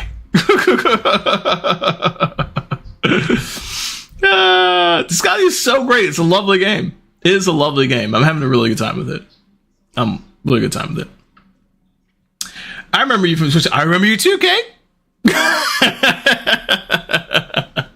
How was everything going? How was your holidays? How was Christmas, Hanukkah, Kwanzaa, whatever holiday you celebrate? Even if you don't celebrate a holiday, maybe you exchange gifts anyway over the past week for some odd reason. or no reason at all. Maybe you just want to exchange gifts in December. Curious, did you get all the things that you wanted on your list? Did you get all the wonderful time spent? Yeah, let me know. I'll see if I can hook up Flight Team with some stuff. Whoa, Ronnie, that would be crazy cool. Would hella appreciate that. Yeah, I'm a huge fan of this game. It's been really fun. I'm not like a huge cozy gamer type person. When I do find things I like, I get into it. Played Manami Lane for a while. That was a great game. Played Is This Seat Taken? That's a really fun one as well. I haven't had a blast with that one. But we'll get into it. Would love for you to hit us up, Ronnie Rampage, with the ultimate droppage. That would be killer. Let's go. 30 packs of assorted sets. Ooh, good stuff. Anything really cool like that stand outish? I was just like, whoa. My son pulled hold on a sec. Oh god, what was the card that he pulled? He pulled the other day I think it was like a Mega Charizard EX thing or something like that. He went bananas. Yeah, I think this is the card. He went absolutely insane. And I had no clue. Brenda, you know me. Like, my experience with Pokemon is light, to say the least. This is the one he pulled. He went insane. He was like, oh my god! I'm like, bro. Like, I'm sure this is a great card. But you gotta chill, man. He went absolutely crazy. And I think we started looking up to kind of see, and I thought initially like we'd pulled a different version of the card or we looked up like a Mega Charizard or Charizard related card, and it was worth like 16 grand. So we kind of like lost our shit. We were like, oh snap, this is fantastic. Ooh, this is great. And then we actually realized like, no, this is different card. Put that away, right? Let's do something totally different with it. So we just kind of went a different direction with it. It was kind of funny. It was super cute. It was a great moment for the family. Just kind of roundabout and just be like huddle over Pokemon cards for a little bit. I like the artwork. The artwork is pretty great. I actually like the single illustration artwork, the single illustration card deal. I don't know, the full card illustration. I don't know what you call it. That has been really, really great. It's been really, really fun. Gotta go, Ronnie. All right, awesome. Hey, appreciate you. Thanks so much for stopping on in and hanging with the raid for a little bit. Thanks so much, man. Appreciate you. You were gifted Arc Raiders? Ooh, Arc Raiders is a sick game. Cake. I think we have to game sometime, my friend. I think we had to do a little gaming. I've played Arc Raiders. Ooh, not a long time, but I am a fan of it. Usually play it off stream because streaming online games for me is not really in the cards because I stream on Wi-Fi, and I feel like that would just really screw it up. That's one pretty fun. It's a good puzzle game. Ooh, which one? Is it now? You've played before?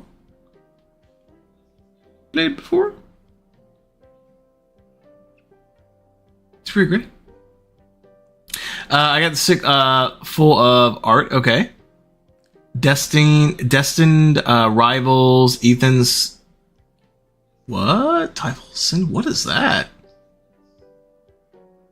I found Tempest last night at Stella Mountain's night raid. Ooh. Okay, you are deep into it, Cake. I am not that deep into it at all. I don't even know if I unlocked that map yet for the night raid side. On a free loadout? So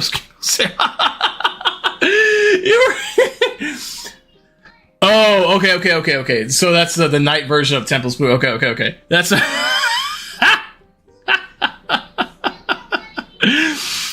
no safe pocket, dude. I'd be scared too. Like, that is not a good spot to be in. Streaming on Wi-Fi? Gross. Lumpy, welcome in. How you doing, man? hey, you know, I gotta do what I gotta do. We're planning on fixing that eventually. But, we'll see. Hold one sec, y'all. I got a little knock. Y'all go check out Lumpy. Fantastic friend. Also, a fellow Soba community member. Does some great stuff.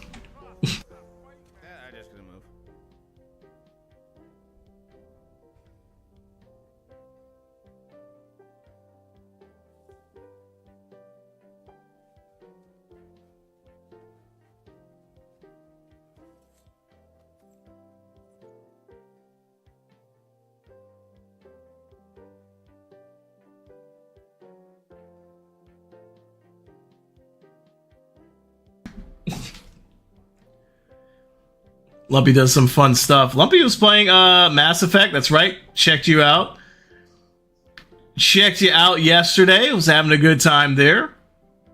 Absolutely appreciate that. And appreciate the follows, by the way, folks. I do have anonymous follows on. So that way you could feel free and follow and lurk as you please. Yes. yes. Appreciate the lurky lurk, Brenda. Thank you so much again for bringing your community by. I realized I didn't even do an intro when you came in. We just started talking about the Scounty, Christmas, and all that stuff. I'm Drew. Welcome in, y'all. For y'all who are still hanging around, lurking and chilling, soaking in the vibes. Usually play story-driven games, RPGs, single-player RPGs. Today, obviously, we're playing Discounty, a really fun, cool, cozy game where you're running a discount store and expanding it into a global empire in this small little town. It's really fun, a lot of good vibes, and I hope you get a chance to just enjoy, sit back and chill. And once again, Brenda, thank you so much for the bringing folks by. Always appreciate it. Lumpy, how is Mass Effect going for you, man? How's Mass Effect going for you?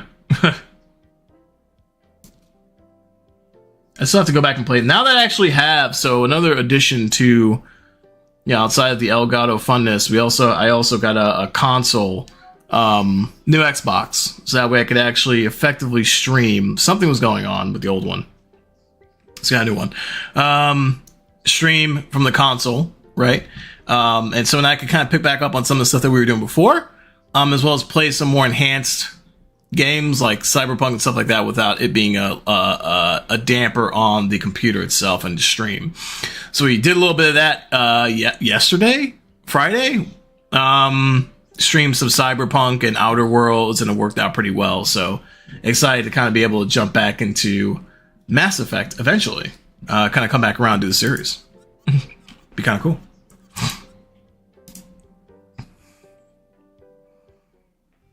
Oh, and I will update my title. Make sure we get Brenda in on the raid. Goodness.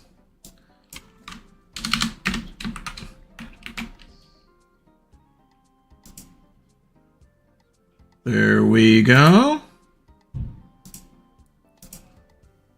Let's make sure that took.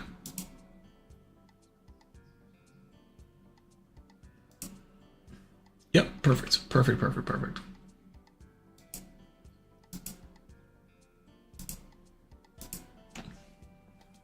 It's going good. Just got a loyalty mission and a new main mission left. Oh, snap.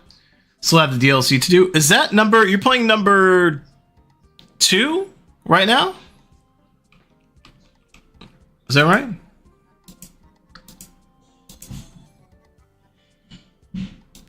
You're on 2. Okay. Gotcha.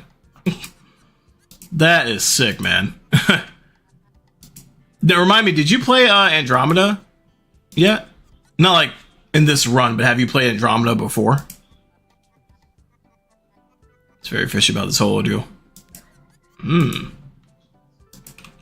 You're good, Hilda. You're good. I'm trying to find the post lady who might make deliveries to the dang factory. Where are you?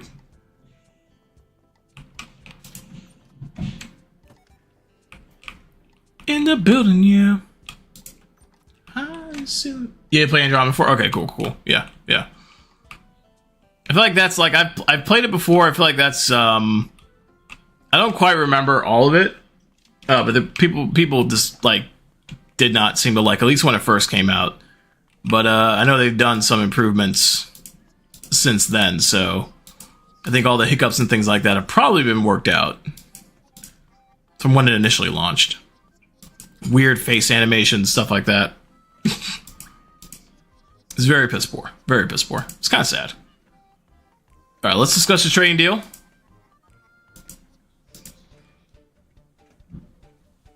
Okay. Challenge sell 37. Ooh, out of 50. I don't have any more left. I restock Monday. Okay. Perks are all opened up, and this will get me an extra crate every week. Okay. Okay. Let's check out the Fisher. Gortons. Let's check out Gortons. Looks abandoned. The door is locked. Yep, it is. It's the Gortons Fisherman. The story's a bit lacking compared to the trilogy, but the combat, I feel, is great. Probably a lot more fast-paced. I mean, I don't know how you felt about going back all the way to number 1. But for me, going back to number 1 was just rough.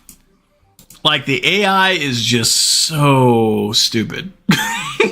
Like, it is so bad.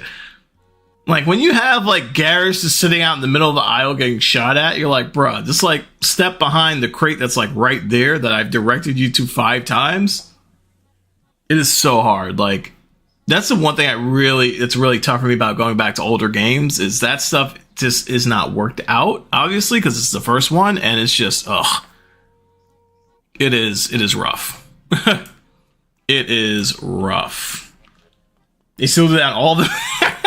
What kind of sure? But it's not as bad. It's not as bad. 1 was just, like, terrible.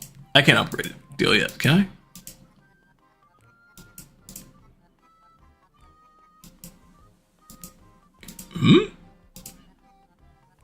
It's a bad time. I come back tomorrow. Sure, do that. What? Oh, weird. Can we do this with her? No, I don't want to hear another fact about fish sticks. Yeah, let's upgrade our trade deal. Can we do that? Maybe it's time. If you indulge me, Fishy Fix. Okay. The newest member of the Fishy Stick family. Okay. With 1 to 3 kids. Imagine that you're a busy businesswoman with 1 to 3 kids. Kids are weird. They don't like fish, but maybe they don't even like fishy sticks. Okay. If we shape fishy stick like a fish, they'll forget it's a fish? What are we talking about? Hold on a sec. Kids are weird. They don't like fish. Maybe they don't even like fishy sticks. But if we shape the fishy sticks like a fish, they'll forget that's fish. That makes absolutely no sense. This lady is bananas. This lady is bananas. She's absolutely insane. How do you fish? Like, what happens? It's still a fish stick. And it looks like a fish. Shaping fishy sticks like a fish would make them forget it's a fish.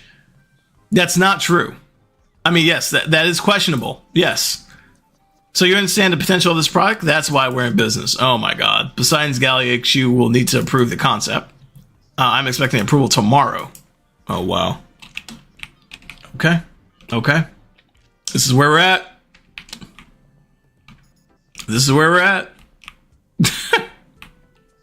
I still cannot find this lady. Oh, what's going on with these crates in front of her? Cursed but curious. Visiting the local competition. She's trying to dino neck. Exactly. Exactly. Yeah, that's precisely what she's trying to do, 100%. That is precisely what she's trying to do. It is wild. Oh, this used to be your shop? Who else in this forsaken town would you think run an antique shop? Okay, nah, the county took it away from me. Trouble paying bills? No. Someone sent demons to bring ruin to my shop? Okay. I suspect it was Elmer. I would agree. Demons? Anyway, now I sell gemstones for my house. Isn't that lovely? There couldn't be many sales in gemstones though. Only some will see fate in the rocks. That is true. That is true. Between us, it's really my antique furniture driving sales. Why don't you sell more antiques then? Well, I feel like we just had this conversation. Elmer the Glue? No, Elmer the government council official. But I can see where you went with that. And yeah, maybe he's the glue of the community. Maybe he's the glue of the community. It's possible. Maybe that's the reason why he's named Elmer. I don't know.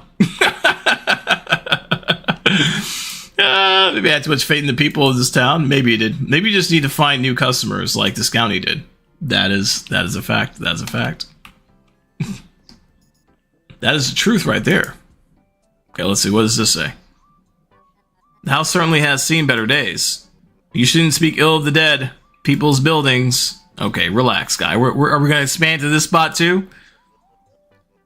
This is a monument honoring my great-great-grandfather, John Key, inventor of the double loop keyring in Crazy. I'm sorry, this building is important to you.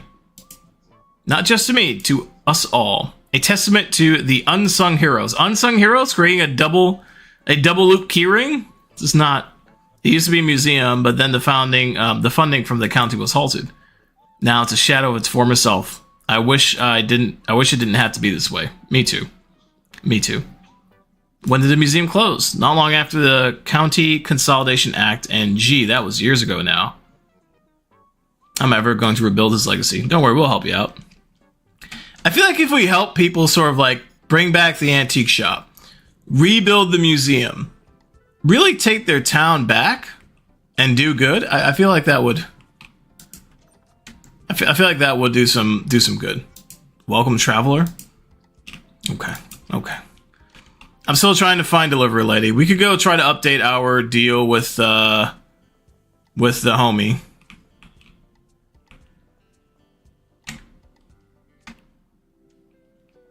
Wow, what is this? No, was that no? What is that? What's that thing hanging on the fence? Oh, it's nothing. Hey, Grace. How you doing? Your husband tells me you've been having an issue with this fence. Something going on with this fence. It's not right. Elmer told me it had been approved. Unfair as it might be, you might have considered that the fence might just be legal. No. It can't be right. I saw her today. She gave me a smug look through these hideous fence poles. I have to take it into my own hands. I'm going to sabotage the fence. Good Lord, that's a little wild, Grace. I think most people would consider it as an escalation of the conflict. Yes. I'm going to tell you something your husband won't. You're right, but I need to stand up for myself for once. At this point, I don't care. I'm tired of being stepped on by anyone. It's time to take a stand. Grace. I better stay out of this. Maybe. That might be a good idea. That might be a good idea. What is going on out here? Tammy Lapley, it's about time somebody told you to your face. Tear down that hideous fence. The fence is my private property. My goodness, this is going crazy. I have every right to keep it. If you're so sure it's illegal, why don't you just report it to the authorities? Oh, I forgot. You did that already. And what happened? It was dismissed. Dun, dun, dun. Hang up as many protest banners as you want. Tammy Lapley never loses. Damn. Baller. What's all this ruckus? Here goes the husband. Your pathetic wife is vandalizing my property. Hey, hold on a sec now, Tammy. I want to speak to you, ma'am. Now, please come back inside, honey. No, man. What are you doing? I'm gonna defend your wife, my friend. Ha! What a bunch of spineless cowards. You give up so easily? I have a little more context of the situation. What the hell's going on here? I just said, listen, lady. You shut your damn mouth. It's my wife you're talking to. Actually, no, I wouldn't. My wife would say that. My wife would be like, bitch! She starts slapping people. I gotta hold that woman down. And not hold her down like, help support. Hold her down like hold her physically down, because that woman will fight.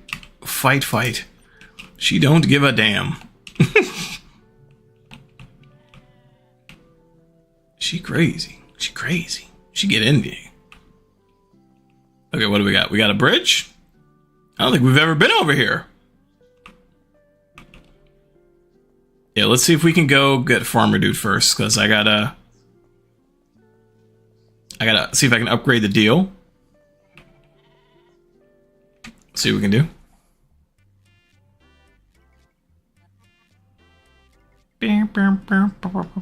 It's a big X. Hey there, Carl. Hey, shopkeeper. Old school, what's going on, brother? How you doing, man? Welcome in. Happy Sunday to you. Happy holidays, Christmas, Kwanzaa, Hanukkah, whatever you celebrate, homie. Did we get everything we asked for Christmas? What do we get?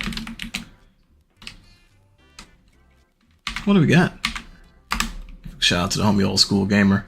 Fantastic streamer, does awesome fun stuff. Always hanging with his crew, with his community, and chilling. It's playing Satisfactory. That's not Satisfactory. Dang! Old school's a baller. Old school baller. Busting caps. There we go. GG's, man. Fucking GG's.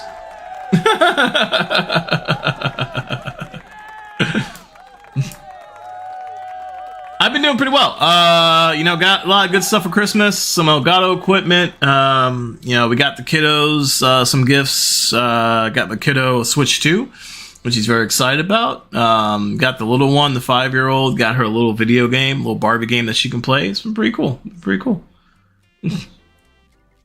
So just thought about this last night, actually. You said you wish the pedal would let you know it captured a clip. Have it play a sound whenever you push the clip down.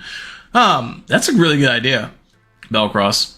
Because I could do a multi-action on that. I could do a stacked action on that, can't I? Just do like create a clip and do a snap. That's a great idea. I'll definitely do that. I just wish natively that it would say like, hey, that would give me some sort of like native feedback. But to your point, that is a Stream Deck thing in which I would have to build that in. So yeah, totally makes sense. Got some nice stuff. Ooh, okay. What do we get? What was the big item on the list? And no problem for the shout out, man. You're a friend, a homie, part of the crew here. Always happy to shout out the homies.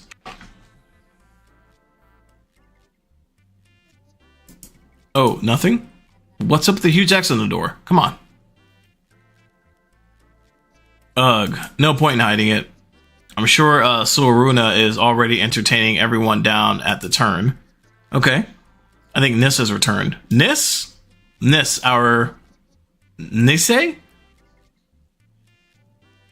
I used to live at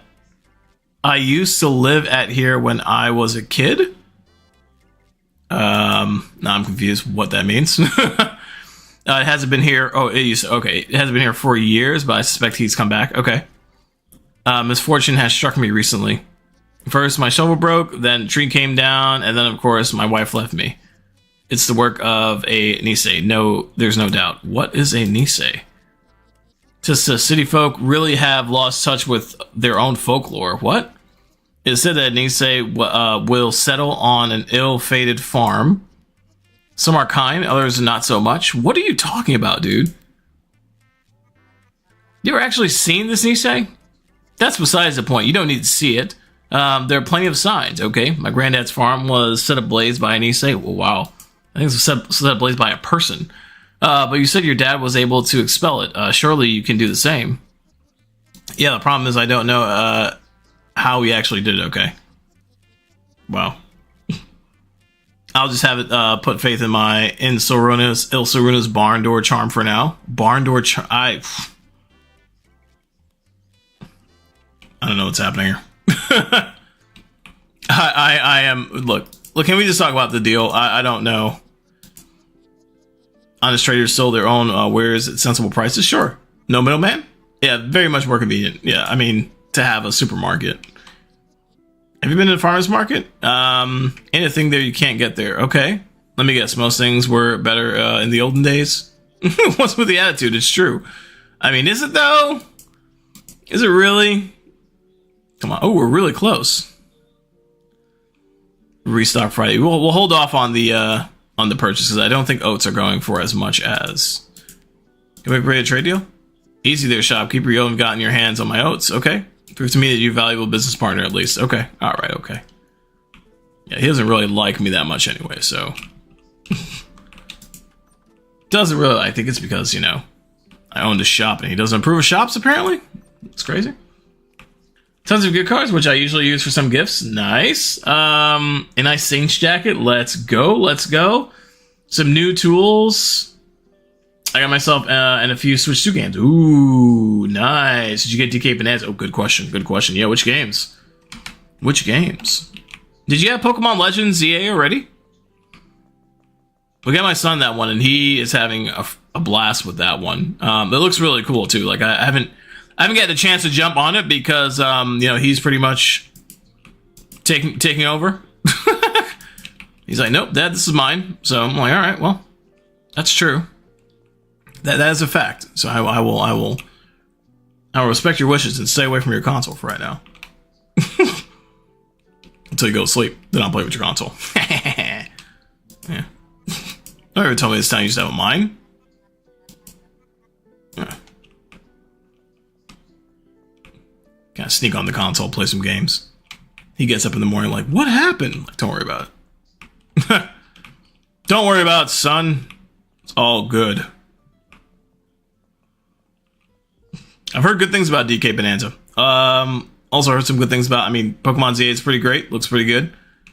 This is a really stupid fence. I kind of agree with Grace. It is none of my concern, really, but this is a pretty stupid fence. Like, I literally just go around it. Like, it's kind of whatever. Hi, Drew. I'm simply fantastic today. Wow, did anything happen? It did. I found a new job. Hey, all right. When we started looking, but then an old friend of mine called me up one day out of the blue. Anyway, she works down at the Munker retirement home now. Okay. Told her of my situation. Then she told me we're looking for someone like me to take care of elderly people. Oh, look at that. Can't think of anything more fun. Take care of those who built society we live in today. That's a fact. That's very true. Don't spare another thought. Everything happens for a reason. Ah, look at that. Good stuff, Grace. All right, let's get back before we drop dead. And I totally forgot about my flyers. Oh, man. Let's see if we can't... can we sneak in? Can we sneak in? We can. No one's here, but that's all right. I said hang 5, but I don't have... I have 5 spaces to hang the flyers, right? I have 3. I'll have to figure that one out.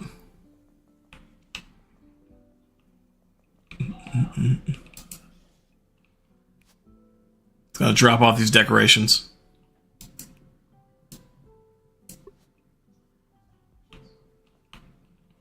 I can't place it on the outskirts. Okay, so I gotta place it here. Okay. Really know what it's supposed to do? Can I put it? I can't put it there.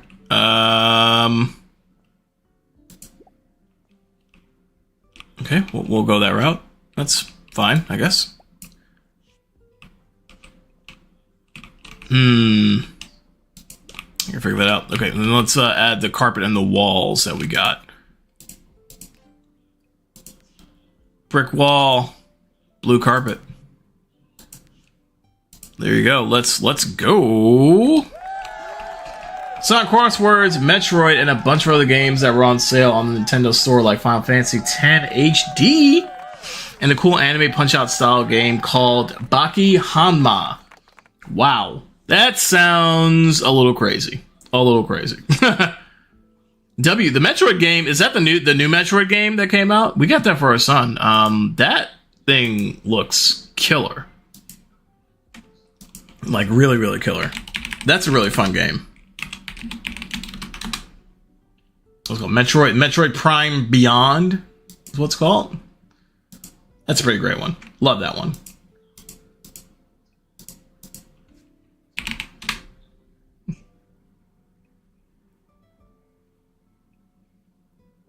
With you.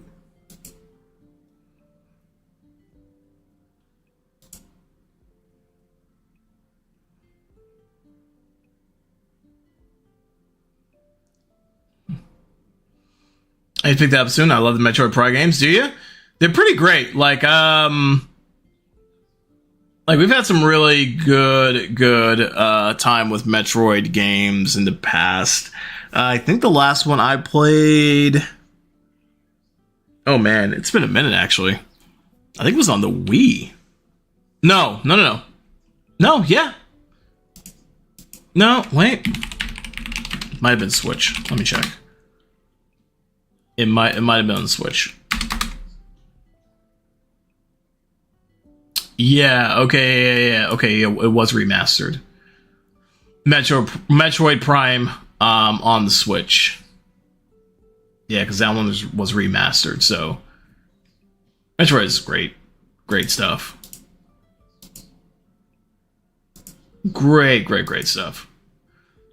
I saw the Metroid Prime and the MP Echoes on the GameCube. Oh man! Way to go! That's an accomplishment. Stuff the old schools on there. That's kind of badass. Love that. It's funny. Like I was just talking to this guy at GameStop yesterday. Around like just holding on to like the older games. I didn't know GameStop now does like the retro games. Like they have a little section for retro games, which is kind of wild. I was like, oh, that's interesting. I was unaware.